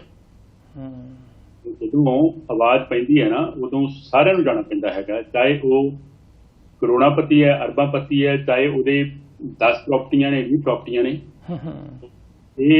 ਇਹ ਪ੍ਰਿਵਿਲੇਜ ਜਿਹੜੀ ਹੈ ਇਹ ਪ੍ਰਿਵਿਲੇਜ ਹਾਲੇ ਨਹੀਂ ਦਿੱਤੀ, ਠੀਕ ਹੈ ਜੀ। ਔਰ ਮੈਂ ਤੁਹਾਨੂੰ ਦੱਸਾਂ ਕਿ ਅਸੀਂ ਇਹ ਲੋਕਾਂ ਨਾਲੋਂ ਬਹੁਤ ਬੈਟਰ ਹਾਂ। ਸਾਨੂੰ ਡੇਲੀ ਬੇਸਿਸ ਤੇ ਥੁੱਕ ਕੇ ਨਹੀਂ ਚੱਕਣਾ ਪੈਂਦਾ। ਬਿਲਕੁਲ ਸਹੀ ਗੱਲ ਹੈ, ਬਿਲਕੁਲ ਸਹੀ ਗੱਲ। ਬਹੁਤ ਵੱਡੀ ਗੱਲ ਭਾਜੀ। ਮੈਂ ਜਿਵੇਂ ਦੋਸਤੋ ਜੇ ਪ੍ਰੋਗਰਾਮ ਦੇਖ ਰਹੇ ਮੈਂ ਚਾਹੁੰਦਾ ਕਿ ਜਿਹੜੀ ਅੱਜ ਦੀ ਸਟੋਰੀ ਜਾਂ ਗੱਲਬਾਤ ਕਰ ਰਹੇ ਹਾਂ 1 ਜਾਂ 2 ਤੁਸੀਂ ਕਾਲ ਕਰਨੀ ਚਾਹੋ, ਕਿਉਂਕਿ ਮੈਂ ਪਹਿਲਾ ਜਿਹੜਾ ਸ਼ੋਅ ਹੁੰਦਾ ਹੈ ਇਹ 30 ਮਿੰਟ ਤੋਂ 32-35 ਮਿੰਟ ਦਾ ਹੁੰਦਾ ਹੈ, ਕਿਉਂਕਿ ਉਸ ਤੋਂ ਬਾਅਦ ਅਸੀਂ YouTube ਤੇ ਵੀ ਸ਼ੇਅਰ ਕਰਾਂਗੇ ਤੁਹਾਡੇ ਨਾਲ ਕਿਸ ਤਰ੍ਹਾਂ ਦਾ ਲੱਗਾ। 905-673-9700 ਦੇ ਉੱਪਰ ਗੱਲਬਾਤ ਕੀਤੀ ਜਾ ਸਕਦੀ ਆ। ਜਵੰਦਾ ਸਾਹਿਬ ਜਿਹੜੀ ਤੁਸੀਂ ਗੱਲ ਕੀਤੀ ਸੀ ਨਾ ਲੱਖ ਤੋਂ 2 ਤੋਂ ਮਿਲੀਅਨ ਵੀ ਹੁਣ ਜੇ ਆਪਾਂ ਗੱਲਬਾਤ ਕਰੀਏ ਛੋਟੀ ਹੋ ਗਈ ਹੈ ਜੀ, ਬਹੁਤ ਛੋਟਾ ਹੋ ਗਿਆ $1 ਮਿਲੀਅਨ ਵੀ, ਹੈ ਨਾ। ਮਤਲਬ ਆਪਾਂ ਮਤਲਬ ਨਾ ਕੋਈ ਧਾਰਮਿਕ ਨਹੀਂ, ਮਤਲਬ ਧਾਰਮਿਕ ਬੰਦੇ ਮਤਲਬ ਮੈਂ ਸਤਿਕਾਰ ਕਰਦਾ ਜੀ ਸਾਰੇ ਜਿਹੜੇ ਵੀ ਬਾਬੇ ਚੇਲੇ ਜੋ ਵੀ ਹੈਗੇ ਆ, ਹੈ ਨਾ। ਸੋ ਕਿੱਥੇ ਕਿਵੇਂ ਰੁਕਿਆ ਜਾ ਸਕਦਾ ਇਹ ਮਤਲਬ ਸਵਾਲ ਮਤਲਬ ਜਵੰਦਾ ਸਾਹਿਬ ਆਉਂਦਾ ਹੈ ਤੇ ਮੈਂ ਵੀ ਉਸ ਦੇ ਵਿੱਚ ਫਸਿਆ ਪਿਆ। ਤੁਸੀਂ ਵੀ ਸ਼ਾਇਦ ਸਾਰੇ ਹੀ ਮਤਲਬ ਆਪਾਂ ਫਸੇ ਹਾਂ। ਅਸੀਂ ਕਿੱਦਾਂ ਉਹਨੂੰ ਦੁੱਗਣਾ ਕਰਨ ਦੀ ਮਤਲਬ ਕਿੱਥੇ ਜਾ ਕੇ ਫੁੱਲ ਸਟਾਪ ਲੱਗੂਗਾ ਕਿਤੇ, ਜਾਂ ਜਦੋਂ ਫਿਰ ਅੱਖਾਂ ਮੀਚਾਂਗੇ ਉਦੋਂ ਹੀ ਫੁੱਲ ਸਟਾਪ ਲੱਗੂਗਾ ਜੀ? ਤੁਹਾਨੂੰ ਮੈਂ ਦੱਸਦਾ ਜੀ, ਅੱਜ ਤੋਂ 50 ਸਾਲ ਪਹਿਲੇ ਇੱਕ ਮੂਵੀ ਆਈ ਸੀ, ਪੰਜਾਬੀ ਮੂਵੀ ਸੀ, ਉਹਦੇ ਵਿੱਚ ਸੁਨੀਲ ਦੱਤ ਸੀ, ਰਾਧਾ ਸਲੂਜਾ ਸੀ, ਰਣਜੀਤ ਸੀ ਜਿਹੜਾ ਵਿਲਨ ਹੁੰਦਾ ਜੀ, ਮਨਜੀਤ ਤੇ ਜਗਜੀਤ। ਠੀਕ ਹੈ ਜੀ। ਉਹਦਾ ਸਾਰਾਂਸ਼ ਇਹ ਹੈ ਕਿ ਜਦੋਂ ਇਨਸਾਨ ਆਪਣੇ ਮਨ ਤੇ ਕੰਟਰੋਲ ਕਰ ਲੈਂਦਾ ਨਾ ਜੀ, ਮਨ ਨੂੰ ਜਿੱਤ ਲੈਂਦਾ, ਸਮਝ ਲਓ ਸਾਰੀ ਦੁਨੀਆ ਜਿੱਤ ਲਈ। ਠੀਕ ਹੈ ਜੀ। ਇਹ ਮਨ ਜਿਹੜਾ ਹੈ ਇਹ ਸ਼ੈਤਾਨ ਦਾ ਘਰ ਹੁੰਦਾ। ਅਗਰ ਇਹ ਨੈਗੇਟਿਵ ਪਾਸੇ ਨੂੰ ਤੁਰ ਪਏ ਤੇ ਫਿਰ ਤੁਹਾਨੂੰ ਪਤਾ ਹੀ ਹੈ ਵੀ ਹਿਟਲਰ ਵਰਗੇ ਜਿਹੜੇ ਨੇ ਉਹ ਵੀ ਉਸ ਟਾਈਮ ਤੇ ਵੀ ਜਿਹੜੇ ਕੁਆਲੀਫਾਈਡ ਡਾਕਟਰ ਸੀ, ਕੁਆਲੀਫਾਈਡ ਨਰਸਾਂ ਸੀ, ਕੁਆਲੀਫਾਈਡ ਟੀਚਰ ਸੀ, ਉਹ ਜੈਨੋਸਾਈਡ ਪ੍ਰੋਸੈਸ ਦਾ ਹਿੱਸਾ ਬਣੇ ਸੀ। ਠੀਕ ਹੈ ਜੀ। ਤੁਹਾਡਾ ਐਜੂਕੇਟਿਡ ਹੋਣਾ ਇਸ ਚੀਜ਼ ਦੀ ਗਾਰੰਟੀ ਨਹੀਂ ਹੈ ਕਿ ਤੁਸੀਂ ਹਿਊਮੈਨਿਟੀ ਬਾਰੇ, ਤੁਸੀਂ ਕੌਮ ਬਾਰੇ, ਤੁਸੀਂ ਆਪਣੇ ਬਾਰੇ, ਆਪਣੇ ਪਰਿਵਾਰ ਬਾਰੇ ਤੁਸੀਂ ਪੋਜ਼ਿਟਿਵ ਸੋਚੋ। ਤੁਹਾਡਾ ਮਨ ਜਿਹੜਾ ਕਿਸੇ ਪਾਸੇ ਵੀ ਜਾ ਸਕਦਾ ਹੈ। ਸੋ ਮਨ ਨੂੰ ਕੰਟਰੋਲ ਕਰਨਾ ਜਿਹੜਾ ਬਹੁਤ ਜ਼ਰੂਰੀ ਹੈ। ਪਰ ਦੇਖੋ ਮੈਂ ਕੋਈ ਸਾਧ ਸੰਤ ਤੇ ਹੈ ਨਹੀਂ, ਨਾ ਹੀ ਮੈਂ ਕੋਈ ਡੇਰੇਦਾਰ ਹੈਗਾ ਕਿ ਮੈਂ ਤੁਹਾਨੂੰ ਪ੍ਰਵਚਨ ਦਿਆਂ ਮਨ ਨੂੰ ਕੰਟਰੋਲ ਕਿੱਦਾਂ ਕਰਨਾ ਹੈ। ਸਭ ਤੋਂ ਬੈਸਟ ਤਰੀਕਾ ਜੀ ਗੁਰਬਾਣੀ ਜਿਹੜੀ ਹੈ, ਦੁਨੀਆ ਦਾ ਲੇਟੈਸਟ ਗ੍ਰੰਥ ਹੈ ਜਿਹੜਾ ਜਿਹਦੇ ਕੋਲ ਹਰ ਸਵਾਲ ਦਾ, ਹਰ ਬਲਬਲੇ ਦਾ, ਹਰ ਕਨਫਿਊਜ਼ਨ ਦਾ, ਹਰ ਕੰਪਲਿਕੇਸ਼ਨ ਦਾ ਜਵਾਬ ਹੈਗਾ। ਇੱਕ ਤੁੱਛ ਦੇ ਪ੍ਰਾਣੀ ਦਾ ਇਹੋ ਹੀ ਹੈ। ਬਿਲਕੁਲ ਸਹੀ ਗੱਲ, ਬਿਲਕੁਲ ਸਹੀ ਗੱਲ। ਅਗਰ ਤੁਸੀਂ ਨਹੀਂ ਵੀ ਤੁਹਾਨੂੰ ਆਨਸਰ ਪਤਾ ਲੱਗਦੇ ਕਿ ਕਿਸੇ ਐਸੇ ਇਨਸਾਨ ਨੂੰ ਤੁਸੀਂ ਕੰਸਲਟ ਕਰ ਸਕਦੇ ਹੋ ਜਿਹੜਾ ਗੁਰਬਾਣੀ ਦਾ ਰਸੀਆ ਹੈਗਾ, ਜਿਹੜਾ ਐਕਸਪਰਟ ਹੈਗਾ। ਉਹ ਤੁਹਾਨੂੰ ਜ਼ਰੂਰ ਤੁਹਾਡੇ ਮਨ 'ਚ ਜਿਹੜੀ ਸ਼ੰਕਾ ਹੈ ਜਾਂ ਦੁਬਿਧਾ ਹੈ ਜਾਂ ਕੰਪਲਿਕੇਸ਼ਨ ਦਾ ਉਹਦਾ ਜਵਾਬ ਨਹੀਂ ਦੇਗਾ।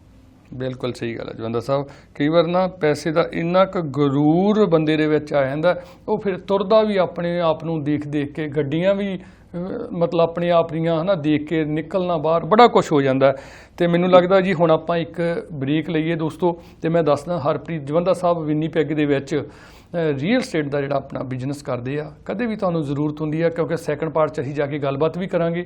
ਅਤੇ ਸਕਰੀਨ 'ਤੇ ਅੱਜ ਨੰਬਰ ਨਹੀਂ ਆ ਰਿਹਾ, ਮੈਂ ਨੰਬਰ ਤੁਸੀਂ ਮੇਰੇ ਤੋਂ ਬਾਅਦ 'ਚ ਜਵੰਦਾ ਸਾਹਿਬ ਦਾ ਲਿਓ, ਅਗਲੇ ਪਾਰਟ 'ਚ ਗੱਲ ਕਰਾਂਗੇ। ਅਤੇ ਅੱਜ ਜਿਹੜੀ ਇਹ ਸਟੋਰੀ ਸੀ, ਜ਼ਰੂਰ ਤੁਸੀਂ ਜਵੰਦਾ ਸਾਹਿਬ ਨੂੰ, ਤੁਹਾਡੇ ਕੋਲੇ ਵੀ ਕੋਈ ਸਟੋਰੀ ਹੁੰਦੀ ਆ ਦੱਸਿਆ ਕਰੋ। ਔਰ ਉਹਨੂੰ ਕਹਿੰਦੇ ਨੇ ਨਾ, ਜਿਹੜਾ ਸਾਡਾ ਇਤਿਹਾਸ ਆ, ਕੁਛ ਇੱਦਾਂ ਦੀਆਂ ਚੀਜ਼ਾਂ ਜਿਹੜੀਆਂ ਨਾ ਕਿਸੇ ਨੂੰ ਸੇਧ ਮਿਲ ਸਕੇ, ਕੁਛ ਪਤਾ ਲੱਗ ਸਕੇ, ਸਾਂਝੀਆਂ ਕਰਿਆ ਕਰੋ। ਅਤੇ ਫਿਰ ਇਹ ਹੁੰਦਾ ਕਈ ਵਾਰ ਨਾ, ਅਸੀਂ ਕੁਛ ਚੀਜ਼ਾਂ ਨੂੰ ਸਾਡੇ ਨਾਲ ਹੱਡ ਬੀਤੀਆਂ ਹੋਈਆਂ ਹੁੰਦੀਆਂ, ਅਸੀਂ ਚਾਹੁੰਦੇ ਹਾਂ ਕਿ ਇਹ ਕਿਸੇ ਹੋਰ ਨਾਲ ਨਾ ਹੋਵੇ, ਸਾਨੂੰ ਉਹ ਕਲਮਬੰਦ ਨਹੀਂ ਕਰਨਾ ਆਉਂਦਾ। ਅਤੇ ਮੈਂ ਕਹੂੰਗਾ ਕਿ ਜਵੰਦਾ ਸਾਹਿਬ ਨੂੰ ਤੁਸੀਂ ਜ਼ਰੂਰ ਕਾਲ ਕਰਨੀ ਆ, ਦੱਸਣਾ। ਫਿਰ ਉਸ ਤੋਂ ਬਾਅਦ ਉਹ ਸਟੋਰੀ ਨੂੰ ਜਦੋਂ ਤੁਹਾਡੇ ਤੱਕ ਦੁਬਾਰਾ ਆਊਗੀ, ਤੁਸੀਂ ਦੇਖਿਓ ਕਿ ਤੁਹਾਡੀ ਸਟੋਰੀ, ਜਾਂ ਅਸੀਂ TV ਸ਼ੋਅ ਰਾਹੀਂ ਇਸ ਲਈ ਉਹ ਆਪਣੇ ਸ਼ਬਦਾਂ ਦੇ ਵਿੱਚ ਉਹ ਪੜ੍ਹਨਗੇ, ਅਤੇ ਫਿਰ ਦੇਖਿਓ ਕਿ ਉਹਦੇ ਤੋਂ, ਕਿਉਂਕਿ ਇੱਕ ਵੀ ਇਨਸਾਨ ਕੁਛ ਬਦਲ ਜੇ ਨਾ, ਬਹੁਤ ਵੱਡੀ ਗੱਲ ਹੋ ਜਾਂਦੀ ਆ। ਸੋ ਦੋਸਤੋ, ਇੱਕ ਸਮਾਂ ਛੋਟੀ ਜਿਹੀ ਬ੍ਰੇਕ ਦਾ ਹੋਇਆ, ਬ੍ਰੇਕ ਤੋਂ ਬਾਅਦ ਵਿਨੀਪੈਗ ਸ਼ਹਿਰ ਦੀ ਗੱਲਬਾਤ ਕਰਾਂਗੇ। ਅਤੇ ਮੈਂ ਜਵੰਦਾ ਸਾਹਿਬ ਕਹਿੰਦਾ ਨਾ ਕਿ ਸ਼ਹਿਰ ਕਈ ਵਾਰ ਇੱਦਾਂ ਲੱਗਦਾ ਕਿ ਆਪਾਂ ਹੀ ਗੱਲਾਂ ਕਰ ਰਹੇ ਹਾਂ ਜਾਂ ਕੋਈ ਕਾਲ ਨਹੀਂ ਆਉਂਦੀ ਗੀ। ਅਗਲੇ ਪਾਰਟ ਦੇ ਵਿੱਚ ਉਹ ਗੱਲਬਾਤ ਕਰਾਂਗੇ। ਇੱਕ ਛੋਟੀ ਜਿਹੀ ਬ੍ਰੇਕ ਤੋਂ ਬਾਅਦ ਅਸੀਂ ਹੁਣੀ ਗਏ, ਹੁਣੀ ਵਾਪਸ ਆਏ ਜੀ। ਜਦੋਂ ਜਵੰਦਾ ਸਾਹਿਬ ਕਾਲ ਬਾਅਦ 'ਚ ਆਉਂਦੀ ਨਾ, ਕਹਿਣਗੇ ਜਦੋਂ ਸੁਣ ਰਹੇ ਹੁੰਦੇ ਆ ਨਾ ਅਸੀਂ, ਸਾਡਾ ਦਿਲ ਹੀ ਨਹੀਂ ਕਰਦਾ ਕਿ ਕਾਲ ਕਰਨ ਨੂੰ, ਹੈ ਨਾ।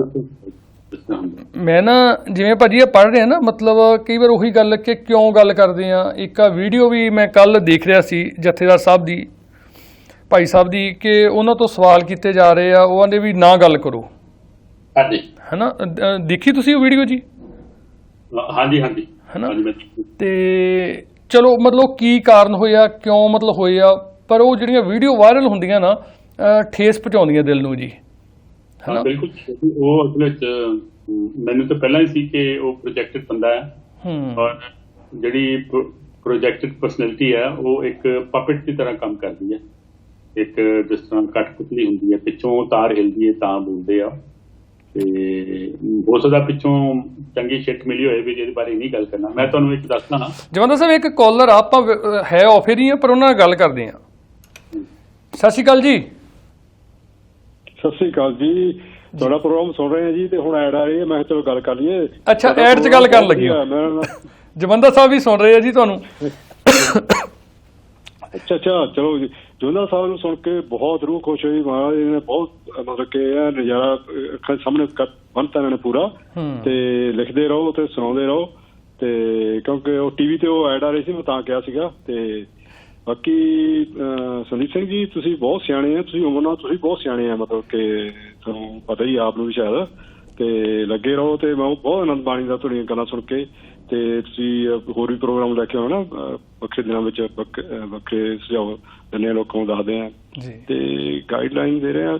ਇਹ ਆ ਵੀ ਆਪਾਂ ਨੂੰ ਨਾ ਜਿਹੜੇ ਯੰਗ ਬੱਚੇ ਆ ਨਾ, ਜਿਹੜੇ ਉਹਨਾਂ ਨੂੰ ਇੱਧਰਲੇ ਪਾਸੇ ਮੋਟੀਵੇਟ ਕਰਨਾ ਚਾਹੀਦਾ। ਆਪਾਂ ਨੂੰ ਚੇਂਜ ਆਪਣੇ ਸਮਾਜ ਤਾਂ ਹੀ ਆਉਣੀ ਆ, ਕਿਉਂਕਿ ਜਿਹੜੇ ਉੱਪਰਲੇ ਜਿਹੜੇ ਪੁਰਾਣੇ ਬੰਦੇ ਆ ਨਾ, ਜਿਹੜਾ ਉਹਨਾਂ 'ਚ ਜਿਹੜੀ ਉਹ ਬਿਮਾਰੀ ਰੱਜ ਚੁੱਕੀ ਹੈਗੀ। ਆਪਾਂ ਹੁਣ ਵਿਸਥਾਰ 'ਚ ਮੈਂ ਕਾਹਨੂੰ ਕਹਿਣਾ ਵਾ, ਹਾਂਜੀ, ਕਿ ਜਿਹੜੇ ਚੇਂਜ ਨਹੀਂ ਆ ਰਹੇ ਆਪਣੇ ਸਮਾਜ ਦੇ ਵਿੱਚ, ਤੇ ਸਾਰੇ ਉਹਦਾ ਭੁਗਤ ਰਹੇ ਆ ਜੋ ਵੀ ਹੋ ਰਿਹਾ ਆਪਣੇ ਪੰਜਾਬ ਦੇ ਨੁਕਸਾਨ ਜੋ ਪੈ ਰਿਹਾ ਉੱਥੇ। ਤੇ ਉਹ ਟਾਈਮ ਲੱਗੂਗਾ। ਇਹ ਆ ਕਿ ਪਰਿਵਾਰਾਂ ਤੋਂ ਸ਼ੁਰੂ ਹੋਣਾ ਚਾਹੀਦਾ, ਇਹ ਉੱਥੋਂ ਹੀ ਹੋਣਾ, ਕਿਉਂਕਿ ਬੱਚੇ ਆ ਜਿਹੜੇ ਨਾ, ਇਹਨਾਂ ਨੇ ਵੱਡੇ ਹੋਣਾ ਗਾ, ਠੀਕ ਆ ਨੀ। ਤੇ ਜਿਵੇਂ ਤੁਸੀਂ ਪਦਾਰਥਵਾਦੀ ਆਪਣੇ ਲੋਕ ਹੋ ਗਏ ਆ, ਤੇ ਪੈਸੇ ਮਗਰ ਲੱਗ ਰਹੇ ਆ, ਠੀਕ ਆ, ਪੈਸੇ ਲੋੜ ਵੀ ਆਪਾਂ ਨੂੰ ਹੈਗੀ ਆ। ਤੇ ਤੁਸੀਂ ਮੈਨੂੰ ਜ਼ਿਆਦਾ ਸਿਆਣੇ ਆ, ਮੈਂ ਤੁਹਾਡੇ ਕੋਲ ਬਹੁਤ ਅਨਕਲ, ਮੈਂ ਮੇਰੀ ਉਮਰ ਦਾ ਬਹੁਤ, ਮੈਂ 70 ਉੱਪਰ ਆ ਮੈਂ ਆਪ ਜੀ। ਨਹੀਂ ਏਦਾਂ ਨਹੀਂ ਜੀ, ਬਹੁਤ ਮਿਹਰਬਾਨੀ ਤੁਹਾਡੀ, ਸ਼ੁਕਰੀਆ। ਦੱਸਦੇ ਰਿਹਾ ਕਰੋ। ਜਵੰਦਾ ਸਾਹਿਬ ਕੁਛ ਗੱਲ ਕਰਨੀ ਬਾਈ ਜੀ ਹੁਣਾਂ ਨਾਲ, ਹੈਗਾ ਇੱਕ ਅੱਧਾ ਮਿੰਟ ਆਪਣੇ ਕੋਲੇ। ਇਹਨਾਂ ਨੇ ਬਹੁਤ ਵਧੀਆ ਇਨਪੁਟ ਦਿੱਤੇ ਜੀ, ਕਿ ਤੁਸੀਂ ਈਵਨ ਚੱਲਦੇ ਪ੍ਰੋਗਰਾਮ 'ਤੇ ਵੀ ਤੁਸੀਂ ਜ਼ਰੂਰ ਕਾਲ ਕਰਿਆ ਕਰੋ। ਤੇ ਇਹ ਗੱਲ ਬਿਲਕੁਲ ਠੀਕ ਕਹੀ ਹੈ ਜੀ, ਕਿ ਨੈਕਸਟ ਜਨਰੇਸ਼ਨ ਨੂੰ ਮੋਟੀਵੇਟ ਕਰਨਾ ਸਾਡੀ ਰਿਸਪੌਂਸਿਬਿਲਿਟੀ ਹੈ। ਹਰ ਜਨਰੇਸ਼ਨ ਕਰਦੀ ਆਈ ਹੈ, ਹਰ ਜਨਰੇਸ਼ਨ ਦੇ ਆਪਣੇ ਤਰੀਕੇ ਹੁੰਦੇ ਆ, ਮੀਨਸ ਹੁੰਦੇ ਆ, ਪਰ ਇਹ ਹੈ ਵੀ ਇਹ ਜਿਹੜਾ ਨੈਕਸਟ ਜਨਰੇਸ਼ਨ ਨੂੰ ਪਿਛਲਾ ਜੋ ਕੁਝ ਹੋਇਆ ਉਹ ਮਤਲਬ ਉਹਨਾਂ ਨੂੰ ਪਾਸ ਔਨ ਕਰਨ 'ਚ ਹੈਜ਼ੀਟੇਟ ਨਹੀਂ ਕਰਨਾ ਚਾਹੀਦਾ ਬੰਦੇ ਨੂੰ। ਬਿਲਕੁਲ ਸਹੀ ਜੀ, ਬਹੁਤ ਬਹੁਤ ਤੁਹਾਡਾ ਬਹੁਤ ਧੰਨਵਾਦ, ਸ਼ੁਕਰੀਆ। ਕਿਹੜੀ ਜਗ੍ਹਾ ਤੋਂ ਬੋਲ ਰਹੇ ਹੋ ਵੀਰ ਜੀ ਤੁਸੀਂ? ਮੈਂ ਜੀ ਆਟਵਾ ਤੋਂ। ਅੱਛਾ, ਆਟਵਾ ਤੋਂ ਬੋਲ ਰਹੇ ਹੋ? ਹਾਂਜੀ ਹਾਂਜੀ, ਹਾਂ ਮੈਂ ਰਿਟਾਇਰ ਹੋਇਆ। ਮੈਂ ਤੁਹਾਡਾ ਪ੍ਰੋਗਰਾਮ ਹਮੇਸ਼ਾ ਦੇਖਦਾ ਤੇ ਤੁਸੀਂ ਅੱਜ ਕਿਹਾ ਨਾ ਕਿ ਪਤਾ ਨਹੀਂ ਕੋਈ ਸੁਣੀ ਕਾਲ ਨਹੀਂ ਆ ਰਹੀ, ਮੈਂ ਫਿਰ ਉਸ ਤਰ੍ਹਾਂ ਹੀ ਘੁਮਾਤਾ। ਥੈਂਕ ਯੂ ਜੀ। ਹਜੇ ਤਾਂ ਤੁਸੀਂ ਵੀਰ ਜੀ ਉਹ ਪਿਕਚਰ ਦੇਖਦੇ ਨਾ ਜਿਹੜੀ ਜਵੰਦਾ ਸਾਹਿਬ ਨੇ ਲਾਈ ਸੀ ਇੱਕ, ਉਹ ਚਲੋ ਕੋਈ ਹਜੇ ਨਾ ਨਵਾਂ ਸਾਡਾ ਸਿਸਟਮ ਥੋੜਾ ਚੇਂਜ ਕੀਤਾ ਹੈ। ਜੇ ਤੁਸੀਂ ਪਿਕਚਰ ਦੇਖਦੇ, ਜਦੋਂ ਮੈਂ ਸਟੋਰੀ ਪੜ੍ਹੀ ਨਾ, ਮੈਂ ਖੁਦ ਲੱਭ ਰਿਹਾ ਸੀ ਕਿ ਉਹ ਕਿਹੜਾ ਪਰਨੇ ਵਾਲਾ ਬੈਠਾ ਨੌਜਵਾਨ ਆ ਵੀ ਜਿਹੜਾ ਮਤਲਬ ਇਹ ਗੱਲਾਂ ਕਰ ਰਿਹਾ, ਜਿਹਦੀ ਕਹਾਣੀ ਆ, ਹਨਾ। ਮਤਲਬ ਹੋਰ ਤੁਸੀਂ ਮਤਲਬ ਜੁੜ ਜਾਂਦੇ ਆ, ਸੱਚੀ ਜੁੜ ਜਾਂਦੇ ਆ ਜੀ। ਔਰ ਕਈ ਕੁਝ ਕਾਰਨ ਸਾਨੂੰ ਉਧਰ ਲੈ ਕੇ ਜਾਣਾ ਜੀ, ਇਤਿਹਾਸ ਨੂੰ ਨਾ, ਇਤਿਹਾਸ ਲਿਖਿਆ ਵੀ ਜਾਂਦਾ ਹੈ, ਬਹੁਤ ਕੁਝ ਹੁੰਦਾ ਹੈ, ਪਰ ਸਾਨੂੰ ਉਹਦੇ ਨਾਲ ਰੁਚੀ ਕਿੱਦਾਂ ਬਣੇ ਕਿ ਅਸੀਂ ਉਹਨੂੰ ਪੜ੍ਹ ਸਕੀਏ, ਸਾਨੂੰ ਪਤਾ ਲੱਗੇ ਸਾਡਾ ਇਹ ਇਤਿਹਾਸ ਆ ਜੀ, ਹਨਾ। ਇਹ ਬਹੁਤ ਵੱਡੀ ਗੱਲ ਹੁੰਦੀ ਹੈ। ਠੀਕ ਹੈ ਜੀ, ਥੈਂਕ ਯੂ ਵੀਰ ਜੀ, ਥੈਂਕ ਯੂ ਜੀ। ਬਸ ਆਉਣ ਲੱਗੇ ਅਸੀਂ ਆਨ 에ਅਰ ਦੁਬਾਰਾ। ਥੈਂਕ ਯੂ ਜੀ, ਧੰਨਵਾਦ। ਓਕੇ, ਤੁਹਾਡਾ ਬਹੁਤ ਧੰਨਵਾਦ। ਮੈਂ ਟੀਵੀ ਤੇ ਸੁਣਨ ਦਾ ਧੰਨਵਾਦ। ਓਕੇ, ਸ਼ੁਕਰੀਆ ਜੀ, ਸ਼ੁਕਰੀਆ ਸ਼ੁਕਰੀਆ। ਸੁਖਦੀਪ ਕਿੰਨਾ ਕੁ ਟਾਈਮ ਲੱਗਣਾ? 2 ਮਿੰਟ। ਹਾਂ ਜਵੰਦਾ ਸਾਹਿਬ, ਤੁਸੀਂ ਕੁਝ ਕਹਿਣ ਲੱਗੇ ਸੀਗੇ, 2 ਮਿੰਟ ਹੈਗੇ ਆਪਣੇ ਕੋਲੇ। ਕਹਿਣ ਲੱਗਾ ਸੀ ਮੈਂ ਕਿਹਾ ਵੀ ਜਿਹੜਾ ਉਹ ਫਿਰ ਕਰੀ ਆਪਾਂ ਰਹਿਣ ਦੀ ਦੂਸਰੀ ਸਟੋਰੀ ਜਿਹੜੀ ਕੱਲ ਵਾਲੀ ਹੈ। ਨਹੀਂ ਭਾਜੀ, ਉਹ ਰਹਿਣ ਦੋ, ਹੁਣ ਆਪਣੇ ਕੋਲੇ ਸਮਾਂ ਬਚਣਾ ਸਾਰਾ, ਕਿਉਂਕਿ 54 ਤੇ ਆਪਾਂ ਨਾ ਪ੍ਰੋਗਰਾਮ ਰੈਪ ਅਪ ਕਰਨਾ ਹੁੰਦਾ, 54 ਤੇ, ਹਨਾ। ਤੇ 38 ਸਮਝੋ ਹੋ ਗਏ ਆ, ਤੇ ਉਦੋਂ ਫਿਰ ਆਪਾਂ ਅਖੀਰ ਤੇ ਮਤਲਬ ਹੋ ਜੇ, ਕਿਉਂਕਿ ਅੱਜ ਹੋਣੀ ਨਹੀਂ। ਆਹ ਸਟੋਰੀ ਠੀਕ ਸੀ, ਫਿਰ ਆਪਾਂ ਅੱਗੇ ਦੇਖ ਲਾਂਗੇ ਉਹ, ਹੈ। ਹੁਣ ਸਟੋਰੀ ਤੇ ਨਹੀਂ, ਹੁਣ ਇਹ ਤਾਂ ਆਪਾਂ ਗੱਲਬਾਤ ਵਿਨੀਪੈਗ ਸ਼ਹਿਰ ਦੀ ਕਰਾਂਗੇ ਜੀ। ਵੀਰ ਜੀ ਕਰ ਲਿਓ ਹੋਲਡ।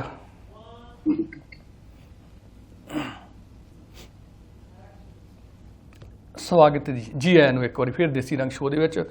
ਤੇ ਬਹੁਤ ਧੰਨਵਾਦ ਤੁਹਾਡਾ ਆਟਵਾ ਵਾਲੇ, ਤੇ ਜਿਹੜੇ ਵੀ ਤੁਸੀਂ ਦੇਖ ਰਹੇ ਹੋ ਪ੍ਰੋਗਰਾਮ ਨੂੰ। ਤੁਸੀਂ ਜਵੰਦਾ ਸਾਹਿਬ, ਮੈਂ ਕਿਹਾ ਸੀ ਨਾ ਕਿ ਬਹੁਤ ਜਦੋਂ ਬਾਅਦ 'ਚ ਕਾਲ ਆਉਂਦੀ ਨਾ, ਕਹਿੰਦੇ ਯਾਰ ਅਸੀਂ ਚਾਹੁੰਦੇ ਨਹੀਂਗੇ ਕਿ ਚੱਲਦੇ ਪ੍ਰੋਗਰਾਮ ਦੇ ਵਿੱਚ, ਮੈਂ ਵੀ ਨਹੀਂ ਚਾਹੁੰਦਾ ਹੁੰਦਾ ਕਿ ਜਦੋਂ ਤੁਸੀਂ ਬੋਲ ਰਹੇ ਹੋ ਕਿਤੇ ਵਿੱਚ ਬੋਲਿਆ ਜਾਵੇ, ਕਿਉਂਕਿ ਸਾਨੂੰ ਚੰਗਾ ਲੱਗਦਾ ਹੁੰਦਾ। ਸ਼ੁਕਰੀਆ ਵੀਰ, ਤੁਸੀਂ ਕਾਲ ਕਰਦੇ ਹੋ, ਬਾਅਦ 'ਚ ਵੀ ਕਾਲ ਕਰਦੇ ਹੋ, ਧੰਨਵਾਦ। ਤੇ ਹੁਣ ਜਿਹੜੀ ਗੱਲਬਾਤ ਕਰਨੀ ਆ, ਕਿਉਂਕਿ ਜਵੰਦਾ ਸਾਹਿਬ ਵੀ ਰੀਅਲ ਸਟੇਟ ਨਾਲ ਜੁੜੇ ਹੋਏ ਆ, ਮੈਂ ਵੀ ਇੱਥੇ, ਤੇ ਪਿਛਲੇ ਤਕਰੀਬਨ ਮਹੀਨੇ 1.5 ਮਹੀਨੇ ਤੋਂ ਅਸੀਂ ਸੁਣਦੇ ਆ ਰਹੇ ਸੀ ਸਟ੍ਰੈਸ ਟੈਸਟ, ਮੌਰਗੇਜ ਲੈਣ 'ਚ ਮੁਸ਼ਕਲ ਆਊਗੀ, ਘਰਾਂ ਦੇ ਰੇਟ ਕਾਫੀ ਜ਼ਿਆਦਾ ਕਹਿੰਦੇ ਵੱਧ ਰਹੇ ਆ ਓਨਟਾਰੀਓ ਦੇ ਵਿੱਚ, GTA ਦੇ ਵਿੱਚ, ਜਾਂ ਵੱਖਰੇ ਵੱਖਰੇ ਪ੍ਰੋਵਿੰਸ ਦੇ ਵਿੱਚ ਕੋਵਿਡ ਦੌਰਾਨ। ਤੇ ਲੋਕ ਥੋੜ੍ਹਾ ਜਿਹਾ ਵੇਟ ਕਰ ਰਹੇ ਸੀ, ਜਿਹੜੇ ਲੈਣ ਵਾਲੇ ਸੀ ਉਹ ਵੀ ਵੇਟ ਕਰ ਰਹੇ ਸੀ ਕਿ ਚਲੋ ਜੀ ਕੁਛ ਥੋੜ੍ਹਾ ਜਿਹਾ ਠੀਕ ਹੋਵੇ ਤੇ ਆਪਾਂ ਘਰ ਖਰੀਦ ਲਾਂਗੇ। ਮਹੀਨੇ ਕੁ ਦਾ ਸਮਾਂ ਜਵੰਦਾ ਸਾਹਿਬ ਤਕਰੀਬਨ ਲੱਗਾ। ਇਹ ਨਹੀਂ ਕਿ ਮਾਰਕੀਟ ਥੱਲੇ ਚਲੀ ਗਈ, ਰੁਕੀ ਥੋੜ੍ਹੀ ਜੀ, ਪਰ ਪਿਛਲੇ ਵੀਕ ਤੋਂ ਮੈਂ ਫਿਰ ਦੇਖ ਰਿਹਾ, ਤੇ ਅੱਜ 3 ਜੂਨ ਹੋ ਗਈ ਆ, 2 ਜੂਨ ਦਾ ਟਾਈਮ ਸੀ ਜੀ, ਫਿਰ ਉਹੀ ਕੰਮ ਸ਼ੁਰੂ ਹੋ ਗਿਆ ਜੀ। ਮਲਟੀਪਲ ਆਫਰ, ਰੇਟ ਜ਼ਿਆਦਾ GTA ਦੇ ਵਿੱਚ ਤਕਰੀਬਨ ਦੇਖਣ ਨੂੰ ਸਾਨੂੰ ਮਿਲ ਰਹੇ ਆ। ਵਿਨੀਪੈਗ ਸ਼ਹਿਰ ਦੀ ਗੱਲਬਾਤ ਦੱਸੋ ਜੀ, ਨਾਲੇ ਆਪਾਂ ਪੂਰੇ ਵੀਕ ਦੇ ਵਿੱਚ ਹੋਰ ਇੱਥੋਂ ਦਾ ਕੋਈ ਅਪਡੇਟ ਤੇ ਰੀਅਲ ਸਟੇਟ ਆਪਾਂ ਕਰੀਏ ਜੀ।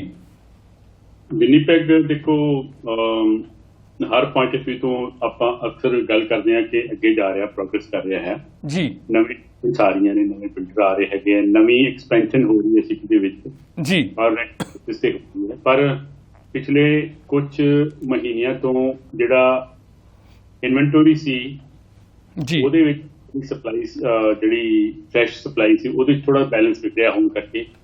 ਪਰ ਇੱਕ ਤੀਜੀ ਚੀਜ਼ ਸੀ ਕਿ ਪੈਨਿਕ ਹੋ ਗਏ ਥੋੜੇ ਲੋਕੀ, ਪਤਾ ਨਹੀਂ ਪ੍ਰਾਈਸ ਹੈ, ਇਹ ਕੰਟੀਨਿਊਸ ਹੋਣਾ ਹੈਗਾ, ਤੇ ਜਿੰਨੇ ਦਾ ਅੱਜ ਘਰ ਮਿਲ ਰਿਹਾ ਹੈਗਾ ਇੰਨੇ ਦਾ ਸ਼ਾਇਦ ਅਗਲੇ ਮਹੀਨੇ ਨਾ ਮਿਲੇ। तो इस करके थोड़ा जिहा वो होया सी मल्टीप्लायर इफेक्ट होने करके जी कि ਵਧਿਆ ਸੀ ਸਾਡੇ ਵੀ ਇੱਥੇ ਸੀ ਮਲਟੀਪਲਾਇਰ ਦੂਜਾ ਮਲਟੀਪਲ ਆਫਰ ਸਿਚੁਏਸ਼ਨ ਐਸੀ ਸੀ ਜੀ ਤੇ ਤੁਹਾਨੂੰ ਐਗਜ਼ਾਮਪਲ ਦੇਣਾ ਕਿ ਇੱਕ ਕਾਰ ਸੀ ਉਹਦੇ ਤੇ ਲਾਸਟ 1 ਆਵਰ ਚ 10 ਆਫਰਾਂ ਆ ਗਈਆਂ ਜੀ ਠੀਕ ਹੈ ਜੀ तो मैं भी ट्वीट कर रहा ਸੀ ਚਲੋ ਨਹੀਂ ਬਣੀ ਗੱਲ ਪਰ ਮੈਨੂੰ ਇੱਕ ਚੀਜ਼ ਦਾ ਪਤਾ ਲੱਗਾ ਕਿ ਜਦੋਂ ਥੋੜਾ ਜਿਹਾ ਬਾਇਰ ਜਿਹੜਾ ਉਹ ਇਮੋਸ਼ਨਲੀ ਕਿਸੇ ਪ੍ਰਾਪਰਟੀ ਦੇ ਨਾਲ ਜੁੜ ਜਾਂਦਾ ਹੈ कि शायद ਇਹੋ ਹੀ ਹੈ ਮੇਰੇ ਵਾਸਤੇ ਬਣੀ ਹੋਰ ਕੋਈ ਨਹੀਂ ਹੈ ਉਸ ਟਾਈਮ ਆ ਦੇਖੋ ਜਿਹੜੇ ਸੈਲਰ ਹੈ ਨਾ ਉਹ ਵੀ ਇਸ ਚੀਜ਼ ਨੂੰ ਕੈਸ਼ ਕਰਾਉਂਡ ਕਰਦੇ ਹੈਗੇ ਆ ਕਿ ਉਹ ਦੁਖਤੀ ਰੱਗ ਫੜਦੇ ਆ ਜਿਹੜੇ ਕਲਾਇੰਟ ਹੈ ਨਾ ਜਿਹੜਾ ਬਾਇਰ ਆ ਉਹਦੀ ਤੇ ਉਹਨੂੰ ਕਿਹੜੀ ਚੀਜ਼ ਪਲੀਜ਼ ਕਰ ਸਕਦੀ ਹੈ ਇੱਥੇ ਸਾਡੇ ਤੁਹਾਨੂੰ ਪਤਾ ਹੀ ਹੈ ਕਿ ਜਿਹੜੇ ਵਾਸ਼ਰੂਮ ਹੈਗੇ ਆ ਬੈਡਰੂਮ ਤੇ ਵਾਸ਼ਰੂਮ ਤੇ ਕਿਚਨ 3 ਚੀਜ਼ਾਂ ਜਿਹੜੀਆਂ ਬੜੀ ਇੰਪੋਰਟੈਂਟ ਹੁੰਦੀਆਂ ਨੇ ਘਰ ਸੇਲ ਕਰਨ ਵੇਲੇ ਠੀਕ ਹੈ ਜੀ ਉਸ ਚੀਜ਼ ਨੂੰ ਇੰਨਾ ਅਟਰੈਕਟਿਵ ਬਣਾ ਦਿੱਤਾ ਜਾਂਦਾ ਹੈਗਾ with the latest technology and techniques ਇਹ ਜਿਹੜੇ ਬੰਦੇ ਜਾਂਦੇ ਆ ਕਹਿੰਦੇ ਕਿ ਮੇਰੇ ਵਾਸਤੇ ਤੇ ਇਹੋ ਹੀ ਘਰ ਹੈ। ਫਿਰ ਉਹ ਸਿਚੁਏਸ਼ਨ ਇਸ ਤਰ੍ਹਾਂ ਬਣਦੀ ਹੈ ਕਿ ਜਿੱਥੇ 10 ਆਫਰਾਂ ਹੁੰਦੀਆਂ ਉੱਥੇ 20 ਆਫਰਾਂ ਹੁੰਦੀਆਂ, ਔਰ ਜਦੋਂ 10 ਤੋਂ 20 ਆਫਰਾਂ ਹੁੰਦੀਆਂ ਫਿਰ ਨੋਰਮਲੀ ਘਰ ਜਿਹੜਾ ਉਹ ਬਹੁਤ ਉੱਚਾ ਜਾਂਦਾ ਹੈਗਾ ਆਸਕਿੰਗ ਪ੍ਰਾਈਸ ਤੋਂ। ਔਰ ਇੱਕ ਚੀਜ਼ ਇਹ ਵੀ ਹੈ ਕਿ ਜਿਹੜਾ ਮੈਨੀਫੈਕਟਾ ਦਾ ਸਿਕਿਉਰਿਟੀ ਕਮਿਸ਼ਨ ਹੈ ਉਹ ਵੀ ਇਸ ਚੀਜ਼ ਨੂੰ ਵਾਚ ਕਰ ਰਿਹਾ ਹੈਗਾ। ਕਈ ਜਿਹੜੇ ਸੈਲਰ ਹੈਗੇ ਨੇ ਜਾਂ ਲਿਸਟਿੰਗ ਏਜੰਟ ਹੈਗੇ ਨੇ ਡੈਲੀਬਰੇਟਲੀ ਉਹ ਪਹਿਲਾਂ ਘੱਟ ਲਾਉਂਦੇ ਹੈਗੇ ਆ ਜੀ, ਘਰ ਦਾ ਜਿਹੜਾ ਉਹ ਘੱਟ ਲਾਉਂਦੇ ਹੈਗੇ ਆ ਕਿ ਸੋ ਦੈਟ ਕਿ ਜਿਹੜਾ ਮਲਟੀਪਲ ਆਫਰ ਸਿਚੁਏਸ਼ਨ ਜਿਹੜੀ ਹੈ ਉਹਨੂੰ ਟ੍ਰਿਗਰ ਕਰਨ ਵਾਸਤੇ ਤੇ ਘੱਟ ਪ੍ਰਾਈਸ ਦੇਖ ਕੇ ਜ਼ਿਆਦਾ ਲੋਕ ਅਟਰੈਕਟ ਹੋਣ, ਤੇ ਉਸ ਚੀਜ਼ ਨੂੰ ਉਹ ਕੁਐਸਚਨ ਕਰ ਰਹੇ ਹੈਗੇ। ਮੈਂ ਪਿੱਛੇ ਦੇ ਆਰਟੀਕਲ ਪੜ੍ਹਿਆ ਸੀ ਜੀ, ਇਸ ਚੀਜ਼ ਔਰ ਉਹ ਚੀਜ਼ ਜਿਹੜੀ ਸਿਕਿਉਰਿਟੀ ਕਮਿਸ਼ਨ ਨੇ ਕਦੋਂ ਨੋਟਿਸ ਕੀਤੀ ਕਿ ਜਦੋਂ ਇੱਕ ਜਿਹੜਾ ਸੈਲਰ ਹੈਗਾ ਉਹਨੇ ਆਪਣੇ ਲਿਸਟਿੰਗ ਏਜੰਟ ਦੇ ਥਰੂ ਬਹੁਤ ਘੱਟ ਪ੍ਰਾਈਸ ਲਾਇਆ, ਲੇਕਿਨ ਜਿੰਨਾ ਉਹਨਾਂ ਨੇ ਐਕਸਪੈਕਟ ਕੀਤਾ ਸੀ ਪ੍ਰਾਈਸ ਉਹਨਾਂ ਮਿਲਿਆ ਨਹੀਂ, ਔਰ ਫਿਰ ਉਹਨਾਂ ਨੇ ਇੱਕਦਮ ਉਹਦਾ ਪ੍ਰਾਈਸ ਕਰ ਦਿੱਤਾ 50,000 70,000 ਵਧਾਤਾ। ਤੇ ਸਿਕਿਉਰਿਟੀ ਕਮਿਸ਼ਨ ਪੁੱਛਦੇ ਹੈ ਕਿ ਕਿਹੜਾ ਰੀਜ਼ਨ ਬਣਿਆ ਹੈ ਕਿ ਤੁਸੀਂ ਇੱਕਦਮ ਪ੍ਰਾਈਸ ਜਿਹੜਾ ਇੰਨਾ ਚੱਕ ਦਿੱਤਾ। ਤੇ ਪਤਾ ਤੇ ਉਹਨਾਂ ਨੂੰ ਸਾਰਾ ਕੁਝ, ਪਰ ਇਹ ਚੀਜ਼ ਹੈ ਕਿ ਇੱਕ ਆਮ ਜਨਤਾ ਨੂੰ ਮੈਂ ਦੱਸਣਾ ਚਾਹੁੰਦਾ ਕਿ ਇਹ ਪੈਨਿਕ ਕਈ ਵਾਰੀ ਕ੍ਰੀਏਟ ਵੀ ਕੀਤਾ ਜਾਂਦਾ ਹੈਗਾ, ਤੇ ਉਸ ਪੈਨਿਕ 'ਚ ਨਾ ਪਾਓ। ਤੇ ਅਕਸਰ ਕਹਿਣਾ ਹੁੰਦਾ ਕਿ ਕੁੰਭ ਦਾ ਮੇਲਾ ਨਹੀਂ ਕਿ ਜਿਹੜਾ 12 ਸਾਲ ਬਾਅਦ ਆਏਗਾ। ਅਗਰ 1 ਸਾਲ ਬਾਅਦ 1 ਹਫ਼ਤੇ ਨਹੀਂ ਮਿਲਿਆ ਕੋਈ ਘਰ, ਨੈਕਸਟ ਹਫ਼ਤੇ ਆ ਜਾਏਗਾ, ਉਸ ਤੋਂ ਅਗਲੇ ਹਫ਼ਤੇ ਆ ਜਾਏਗਾ। ਤੇ ਕੁਝ ਲੋਕ ਜਿਹੜੇ ਨੇ ਨਾਰਮਲ ਮੇਨ ਸਟ੍ਰੀਮ 'ਚ ਜਿਹੜੀਆਂ ਲਿਸਟਿੰਗਸ ਲਿਆਉਣ ਵਾਲੇ ਉਹ ਵੀ ਹੈਗੇ ਨੇ ਸਾਰੇ, ਇਹ ਨਹੀਂ ਕਿ ਇਹ ਮਲਟੀਪਲ ਆਫਰ ਜਿਹੜੀ ਸਿਚੁਏਸ਼ਨ ਹੈ ਉਹਨੂੰ ਟ੍ਰਿਗਰ ਕਰਦੇ ਆ। ਕੁਝ ਸਮੇਂ ਦੇ ਮੁਤਾਬਿਕ ਚੱਲਣ ਵਾਲੇ ਜਿਹੜੇ ਨੇ ਲੋ ਪ੍ਰੋਫਾਈਲ ਰਹਿ ਕੇ ਆਮ ਪ੍ਰੋਫਾਈਲ 'ਚ ਰਹਿ ਕੇ ਵੀ ਰੀਅਲਟਰ ਹੈਗੇ ਨੇ, ਸੋ ਉਹਨਾਂ ਦੀਆਂ ਲਿਸਟਿੰਗਸ ਦੀ ਵੇਟ ਕਰੋ। ਸੋ ਇਹ ਸਿਚੁਏਸ਼ਨ ਜਿਹੜੀ ਆ ਵਿਨੀਪੈਗ ਦੀ ਹੁਣ ਰਾਈਟ ਨਾਓ ਹੈ। ਔਰ ਦੂਸਰੀ ਗੱਲ ਇਹ ਹੈ ਕਿ ਤੁਸੀਂ ਸਟ੍ਰੈਸ ਟੈਸਟ ਦੀ ਗੱਲ ਕੀਤੀ, ਹਾਲਾਂਕਿ ਰੀਅਲ estate ਵਿੱਚ ਕੰਮ ਕਰਦੇ ਹੋਏ ਆਪਾਂ ਮੌਰਗੇਜ ਬਾਰੇ ਗੱਲ ਨਹੀਂ ਕਰ ਸਕਦੇ, ਪਰ ਜੋ ਮੇਰੀ ਸਿਚੁਏਸ਼ਨ ਜੋ ਮੈਂ ਆਬਜ਼ਰਵੇਸ਼ਨ ਲਈ ਹੈ ਜੀ, ਕਿ ਜਿਹੜਾ ਇੱਕ ਅਨਸਰਟਨਟੀ ਸੀ ਕਿ ਪਤਾ ਨਹੀਂ ਕਿੰਨੀ ਕੁ ਪ੍ਰੋਬਲਮ ਆਉਣੀ ਹੈਗੀ ਇਹਦੇ ਕਰਕੇ, ਸਟ੍ਰੈਸ ਵਧਣ ਕਰਕੇ, ਉਹ ਸ਼ਾਇਦ ਉਹ ਮੇਕਅਪ ਕਰ ਲਈ ਹੈ ਲੋਕਾਂ ਨੇ। ਉਹਦਾ ਜਿਹੜੇ ਮੌਰਗੇਜ ਸਪੈਸ਼ਲਿਸਟ ਹੈ ਉਹਨਾਂ ਨੇ ਕੁਝ ਸੋਲੂਸ਼ਨ ਲੱਭਿਆ ਹੈਗਾ ਉਹਦਾ ਕਿਸ ਤਰ੍ਹਾਂ ਕੁਆਲੀਫਾਈ ਕਰਨਾ ਹੈਗਾ। तो ਮੇਰੇ ਖਿਆਲ 'ਚ ਸਾਡੇ ਸਿਚੁਏਸ਼ਨ ਵੀ ਠੀਕ ਥੋੜਾ ਜਿਹਾ ਸਲੋ ਡਾਊਨ ਆਇਆ ਹੈਗਾ ਪਿਛਲੇ 1-2 ਵੀਕ ਤੋਂ ਲਿਸਟਿੰਗ ਹੋਈਆਂ, ਔਰ ਥੋੜੇ ਜਿਹੇ ਜਿਹੜੀ ਸਿਚੁਏਸ਼ਨ ਸੀ ਜਿਹੜੇ ਘਰ ਬਹੁਤ ਛੇਤੀ ਐਕਸਪੈਕਟਡ ਸੀ ਕਿ ਵੇਚਣੇ ਆ ਉਹ ਵੀ ਰੁਕੇ ਹੋਏ ਨੇ ਥੋੜੇ ਜਿਹੇ। ਪਰ ਮੇਰੇ ਖਿਆਲ 'ਚ ਕਿ ਇਹ ਅਲਟੀਮੇਟਲੀ ਫਿਰ ਉਸੇ ਸਪੀਡ ਤੇ ਟੇਕਅਪ ਕਰੇਗਾ। ਪਰ ਜਿਹੜੇ ਐਕਸਪਰਟ ਹੈਗੇ ਨੇ ਉਹਨਾਂ ਦੀ ਪ੍ਰੈਡਿਕਸ਼ਨ ਇਹ ਹੈ ਕਿ ਪ੍ਰੋਬੇਬਲੀ ਦੇਖੋ ਪ੍ਰੈਡਿਕਸ਼ਨ ਜਿਹੜੀ ਆ 100% ਐਕੂਰੇਟ ਤੇ ਹੁੰਦੀ ਨਹੀਂ ਹੈ ਬਿਲਕੁਲ, ਬਟ ਉਹ ਜਿਨ੍ਹਾਂ ਨੇ ਪ੍ਰੋਬੇਬਿਲਿਟੀ ਤੇ ਬੇਸ ਤੇ ਜਾਂ ਪਾਸਟ ਐਕਸਪੀਰੀਅੰਸ ਦੇ ਬੇਸ ਤੇ ਉਹਨਾਂ ਤੱਥ ਕੱਢੇ ਆ, ਉਹ ਕਹਿੰਦੇ ਕਿ ਸਤੰਬਰ-ਅਕਤੂਬਰ 'ਚ ਸ਼ਾਇਦ ਥੋੜਾ ਸਲੋ ਡਾਊਨ ਆਏ ਔਰ ਪ੍ਰਾਈਸਿਸ ਜਿਹੜੀਆਂ ਨੇ ਉਹ ਜਿਹੜੀ ਸਕਾਈ ਰਾਕਟਿੰਗ ਹੋ ਰਹੀ ਆ ਉਹਨੂੰ ਸ਼ਾਇਦ ਥੋੜੀ ਠੱਲ ਪਈ ਵਿਨੀਪੈਗ ਦੇ ਵਿੱਚ। ਦੋਸਤੋ ਆਪਣੇ ਨਾਲ ਇੱਕ ਕਾਲਰ ਆ, ਉਹਨਾਂ ਨੂੰ ਵੀ ਓਨਰ ਲੈਣਾ ਤੇ ਮੈਂ ਜਵੰਦਾ ਸਾਹਿਬ ਦਾ ਨੰਬਰ ਤੁਹਾਡੇ ਨਾਲ ਸਾਂਝਾ ਕਰਦਾ। ਤੁਸੀਂ ਕੋਈ ਸਟੋਰੀ ਜਾਂ ਵਿਨੀਪੈਗ ਦੇ ਵਿੱਚ ਤੁਸੀਂ ਕੋਈ ਪ੍ਰਾਪਰਟੀ ਦੇਖਦੇ ਹੋ ਤੇ ਨੰਬਰ 204 996 0912 ਦੇ ਉੱਪਰ ਗੱਲਬਾਤ ਕਰ ਸਕਦੇ ਹੋ, ਜਾਂ ਪ੍ਰੋਗਰਾਮ ਤੋਂ ਬਾਅਦ ਮੇਰੇ ਤੋਂ ਲੈ ਲਿਓ। ਅਗਲੀ ਵਾਰ ਨੂੰ ਸਾਡੇ ਪੂਰੇ ਜਿਹੜੇ ਥੱਲੇ ਟਾਈਟਲ ਹੈਗੇ ਨਾ ਉੱਤੇ ਨੰਬਰ ਸਾਰਾ ਕੁਝ ਹੋਊਗਾ। ਅੱਜ ਠੀਕ ਹੋ ਜਾਣਾ ਸਾਰਾ ਕੁਝ। ਕਾਲਰ ਨਾਲ ਇੱਕ ਲੈ ਲਈਏ ਜੀ। ਸਤਿ ਸ਼੍ਰੀ ਅਕਾਲ ਜੀ ਦੋਨਾਂ ਵੀਰਾਂ ਨੂੰ। ਵਾਹਿਗੁਰੂ ਜੀ ਕਾ ਖਾਲਸਾ, ਵਾਹਿਗੁਰੂ ਜੀ ਕੀ ਫਤਿਹ। ਵਾਹਿਗੁਰੂ ਜੀ ਕਾ ਖਾਲਸਾ, ਵਾਹਿਗੁਰੂ ਜੀ ਕੀ ਫਤਿਹ। ਜੀ ਆਇਆਂ ਨੂੰ ਜੀ। ਸੰਦੀਪ ਜੀ ਫੋਨ ਕਰਨ ਨੂੰ ਤਾਂ ਬਹੁਤ ਦਿਲ ਕਰਦਾ ਰਹਿੰਦਾ, ਪਰ ਅਸੀਂ ਸੁਣਨ ਨੂੰ ਜ਼ਿਆਦਾ ਪਹਿਲ ਦਿੰਦੇ ਆ ਵੀ ਤੁਹਾਡੀਆਂ ਗੱਲਾਂ ਸੁਣੀਏ ਜੀ। ਕਈ ਵਾਰ ਦਿਲ ਕੀਤਾ ਵੀ ਫੋਨ ਕਰਾਂ ਪਰ ਨਹੀਂ, ਕਿ ਫਿਰ ਮੈਂ ਕਿਹਾ ਨਹੀਂ ਸੁਣਦੇ ਆ ਗੱਲਾਂ ਤੁਹਾਡੀਆਂ, ਸੁਣਦੇ ਆ। ਸਟੋਰੀ ਜਵੰਦਾ ਸਾਹਿਬ ਨੇ ਬਹੁਤ ਵਧੀਆ ਸੁਣਾਈ ਆ, ਇਹਨਾਂ ਦਾ ਤੱਤਸਾਰ ਬਹੁਤ ਵਧੀਆ ਹੁੰਦਾ ਹਰੇਕ ਚੀਜ਼ ਦਾ, ਤੇ ਇਹੋ ਜਿਹਾ ਪ੍ਰੋਗਰਾਮ ਹੋਣੇ ਚਾਹੀਦੇ ਆ ਨਿੱਤ। ਬਾਕੀ ਤੁਸੀਂ ਗੱਲ ਕੀਤੀ ਮਨੀ ਦੀ ਜੀ, ਮਿਲੀਅਨ ਦੀ ਜਾਂ 2 ਮਿਲੀਅਨ ਦੀ, ਜਾਂ ਉਹਦੇ ਵਿੱਚ ਗੁਰੂ ਸਾਹਿਬ ਤਾਂ ਸਾਨੂੰ ਸਮਝਾਉਂਦੇ ਆ ਜਿਸ ਗ੍ਰਹਿ ਬਹੁਤ ਕਿਸੇ ਗ੍ਰਹਿ ਚਿੰਤਾ, ਜਿੱਥੇ ਜ਼ਿਆਦਾ ਧਨ ਹੋ ਜਾਂਦਾ ਉਹਨੂੰ ਇਹੀ ਫਿਕਰ ਰਹਿੰਦਾ ਵੀ ਕਿਤੇ ਖੁਸ਼ ਨਾ ਜਾਵੇ, ਹੁਣ ਇਹਦੇ ਵਿੱਚੋਂ ਕਿ ਮੈਂ ਲੂਜ਼ ਨਾ ਕਰ ਜਾਵਾਂ ਜੀ। ਤੇ ਦੂਸਰੀ ਅਵਸਥਾ ਹੈਗੀ ਆ ਜਿਸ ਗ੍ਰਹਿ ਥੋੜੀ ਸੋ ਫਿਰੇ ਭਰਮੰਤਾ, ਜਿਹਦੇ ਕੋਲ ਰੋਟੀ ਲਈ ਵੀ ਔਖਾ ਉਹ ਥਾਂ ਥਾਂ ਟੋਲਦਾ ਫਿਰਦਾ। ਹੁਣ ਇਹਦੇ ਵਿੱਚ ਹੈਗੀ ਆ ਸਾਡੇ ਮਨ ਦੀ ਅਵਸਥਾ ਜੀ, ਕਿੱਥੇ ਅਸੀਂ ਸੈਟਿਸਫਾਈ ਆ।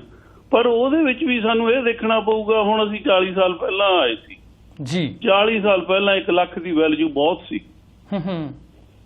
ਘਰ ਆ ਜਾਂਦਾ ਸੀ ਬਹੁਤ ਵਧੀਆ ਜੀ, 4 ਬੈਡਰੂਮ ਦਾ, ਥੋੜੇ ਪੈਸਿਆਂ ਨਾਲ ਸਰ ਜਾਂਦਾ।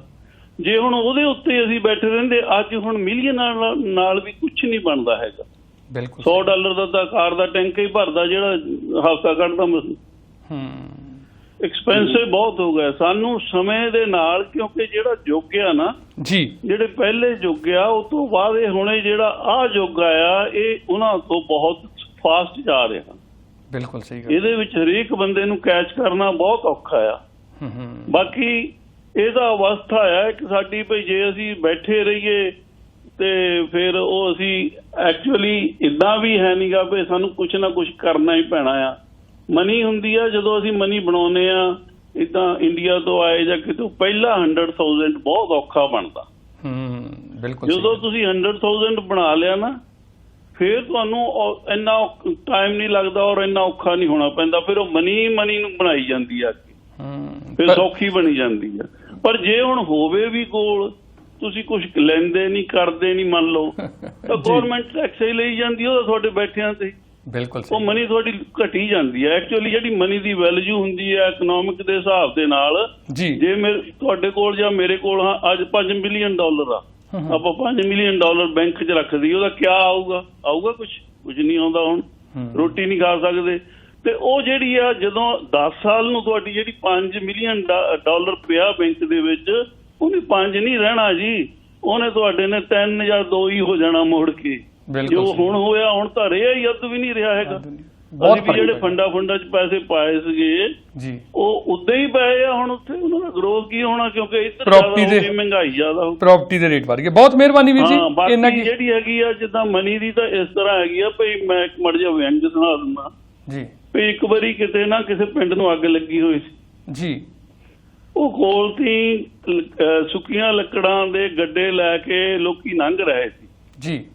ਹੁਣ ਉਹਨਾਂ ਨੂੰ ਕਿਹਾ ਵੀ ਅੱਗ ਲੱਗੀ, ਉਹ ਅੱਗ ਬੁਝਾਉਣੀ ਆ। ਉਹ ਸੁੱਕੀਆਂ ਲੱਕੜਾਂ ਚੱਕ ਕੇ ਉਹਦੇ ਤੇ ਹੋਰ ਸਿੱਟਣ ਲੱਗ ਪਏ, ਹੋਰ ਮੱਚ ਗਈ ਜ਼ਿਆਦਾ ਬੁਝਾਉਣ ਦੀ ਬਜਾਏ।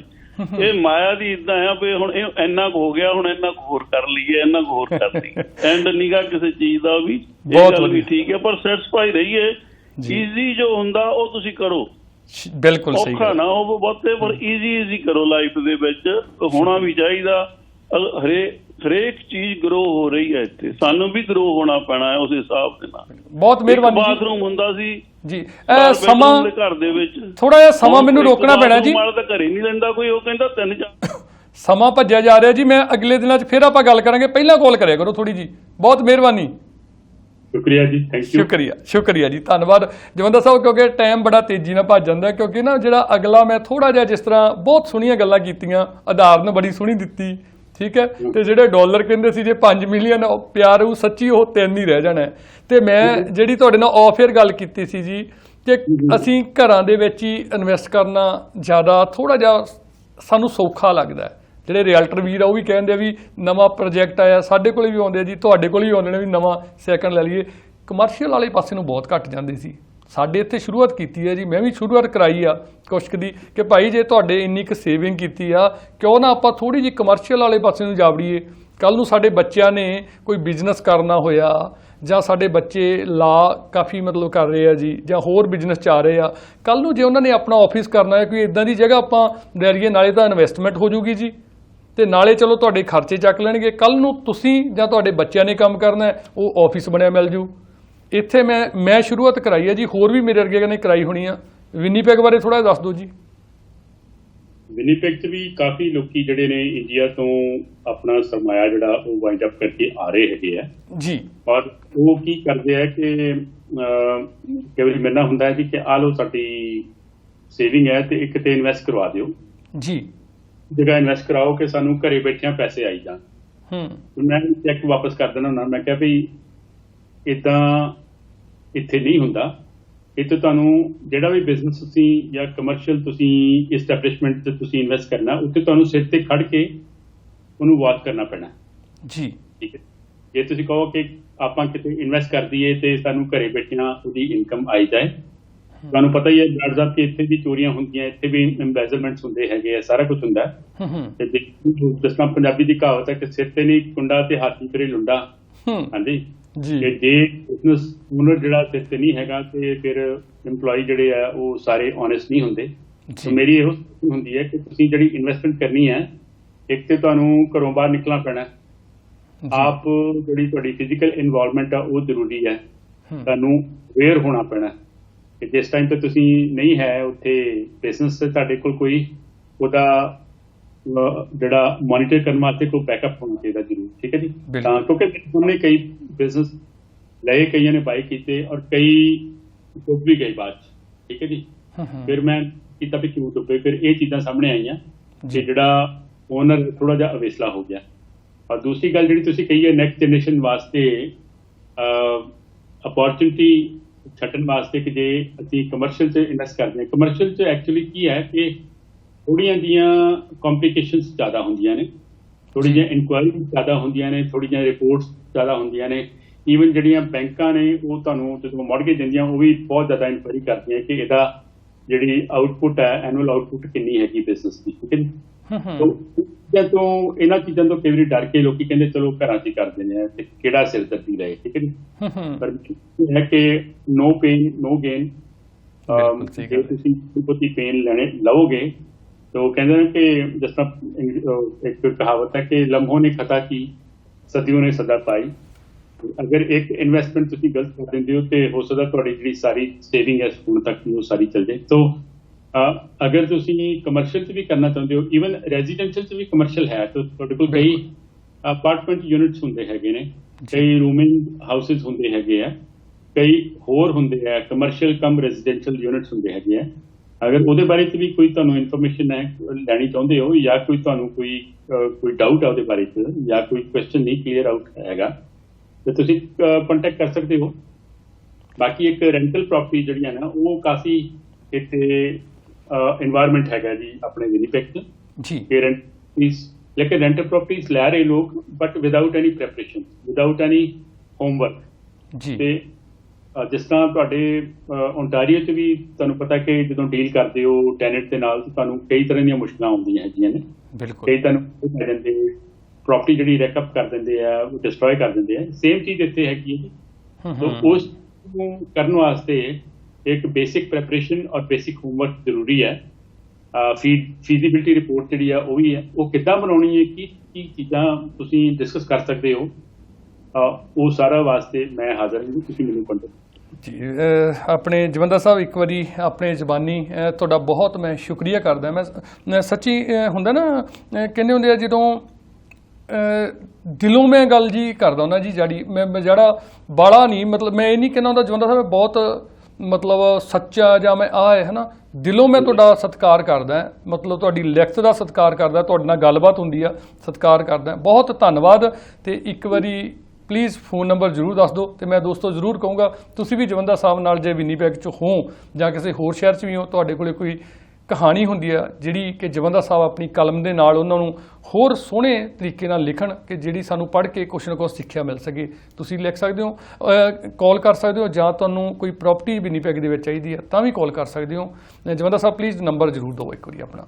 ਨੰਬਰ ਹੈ 204 996 0912 ਜੀ। ਸ਼ੁਕਰੀਆ ਜਵੰਦਾ ਸਾਹਿਬ, ਸ਼ੁਕਰੀਆ। ਅਗਲੀ ਵੀਕ ਫਿਰ ਗੱਲ ਕਰਾਂਗੇ। ਮਿਹਰਬਾਨੀ। Thank you. ਥੈਂਕ ਯੂ, ਧੰਨਵਾਦ, ਸ਼ੁਕਰੀਆ। ਸੋ ਦੋਸਤੋ ਇਹ ਸੀ ਹਰਪ੍ਰੀਤ ਜਵੰਦਾ ਸਾਹਿਬ ਵਿਨੀਪੈਗ ਸ਼ਹਿਰ ਤੋਂ। ਤੇ ਤੁਸੀਂ ਬਾਅਦ 'ਚ ਵੀ ਜਵੰਦਾ ਸਾਹਿਬ ਦਾ ਮੇਰੇ ਕੋਲ ਨੰਬਰ ਲੈ ਸਕਦੇ ਹੋ।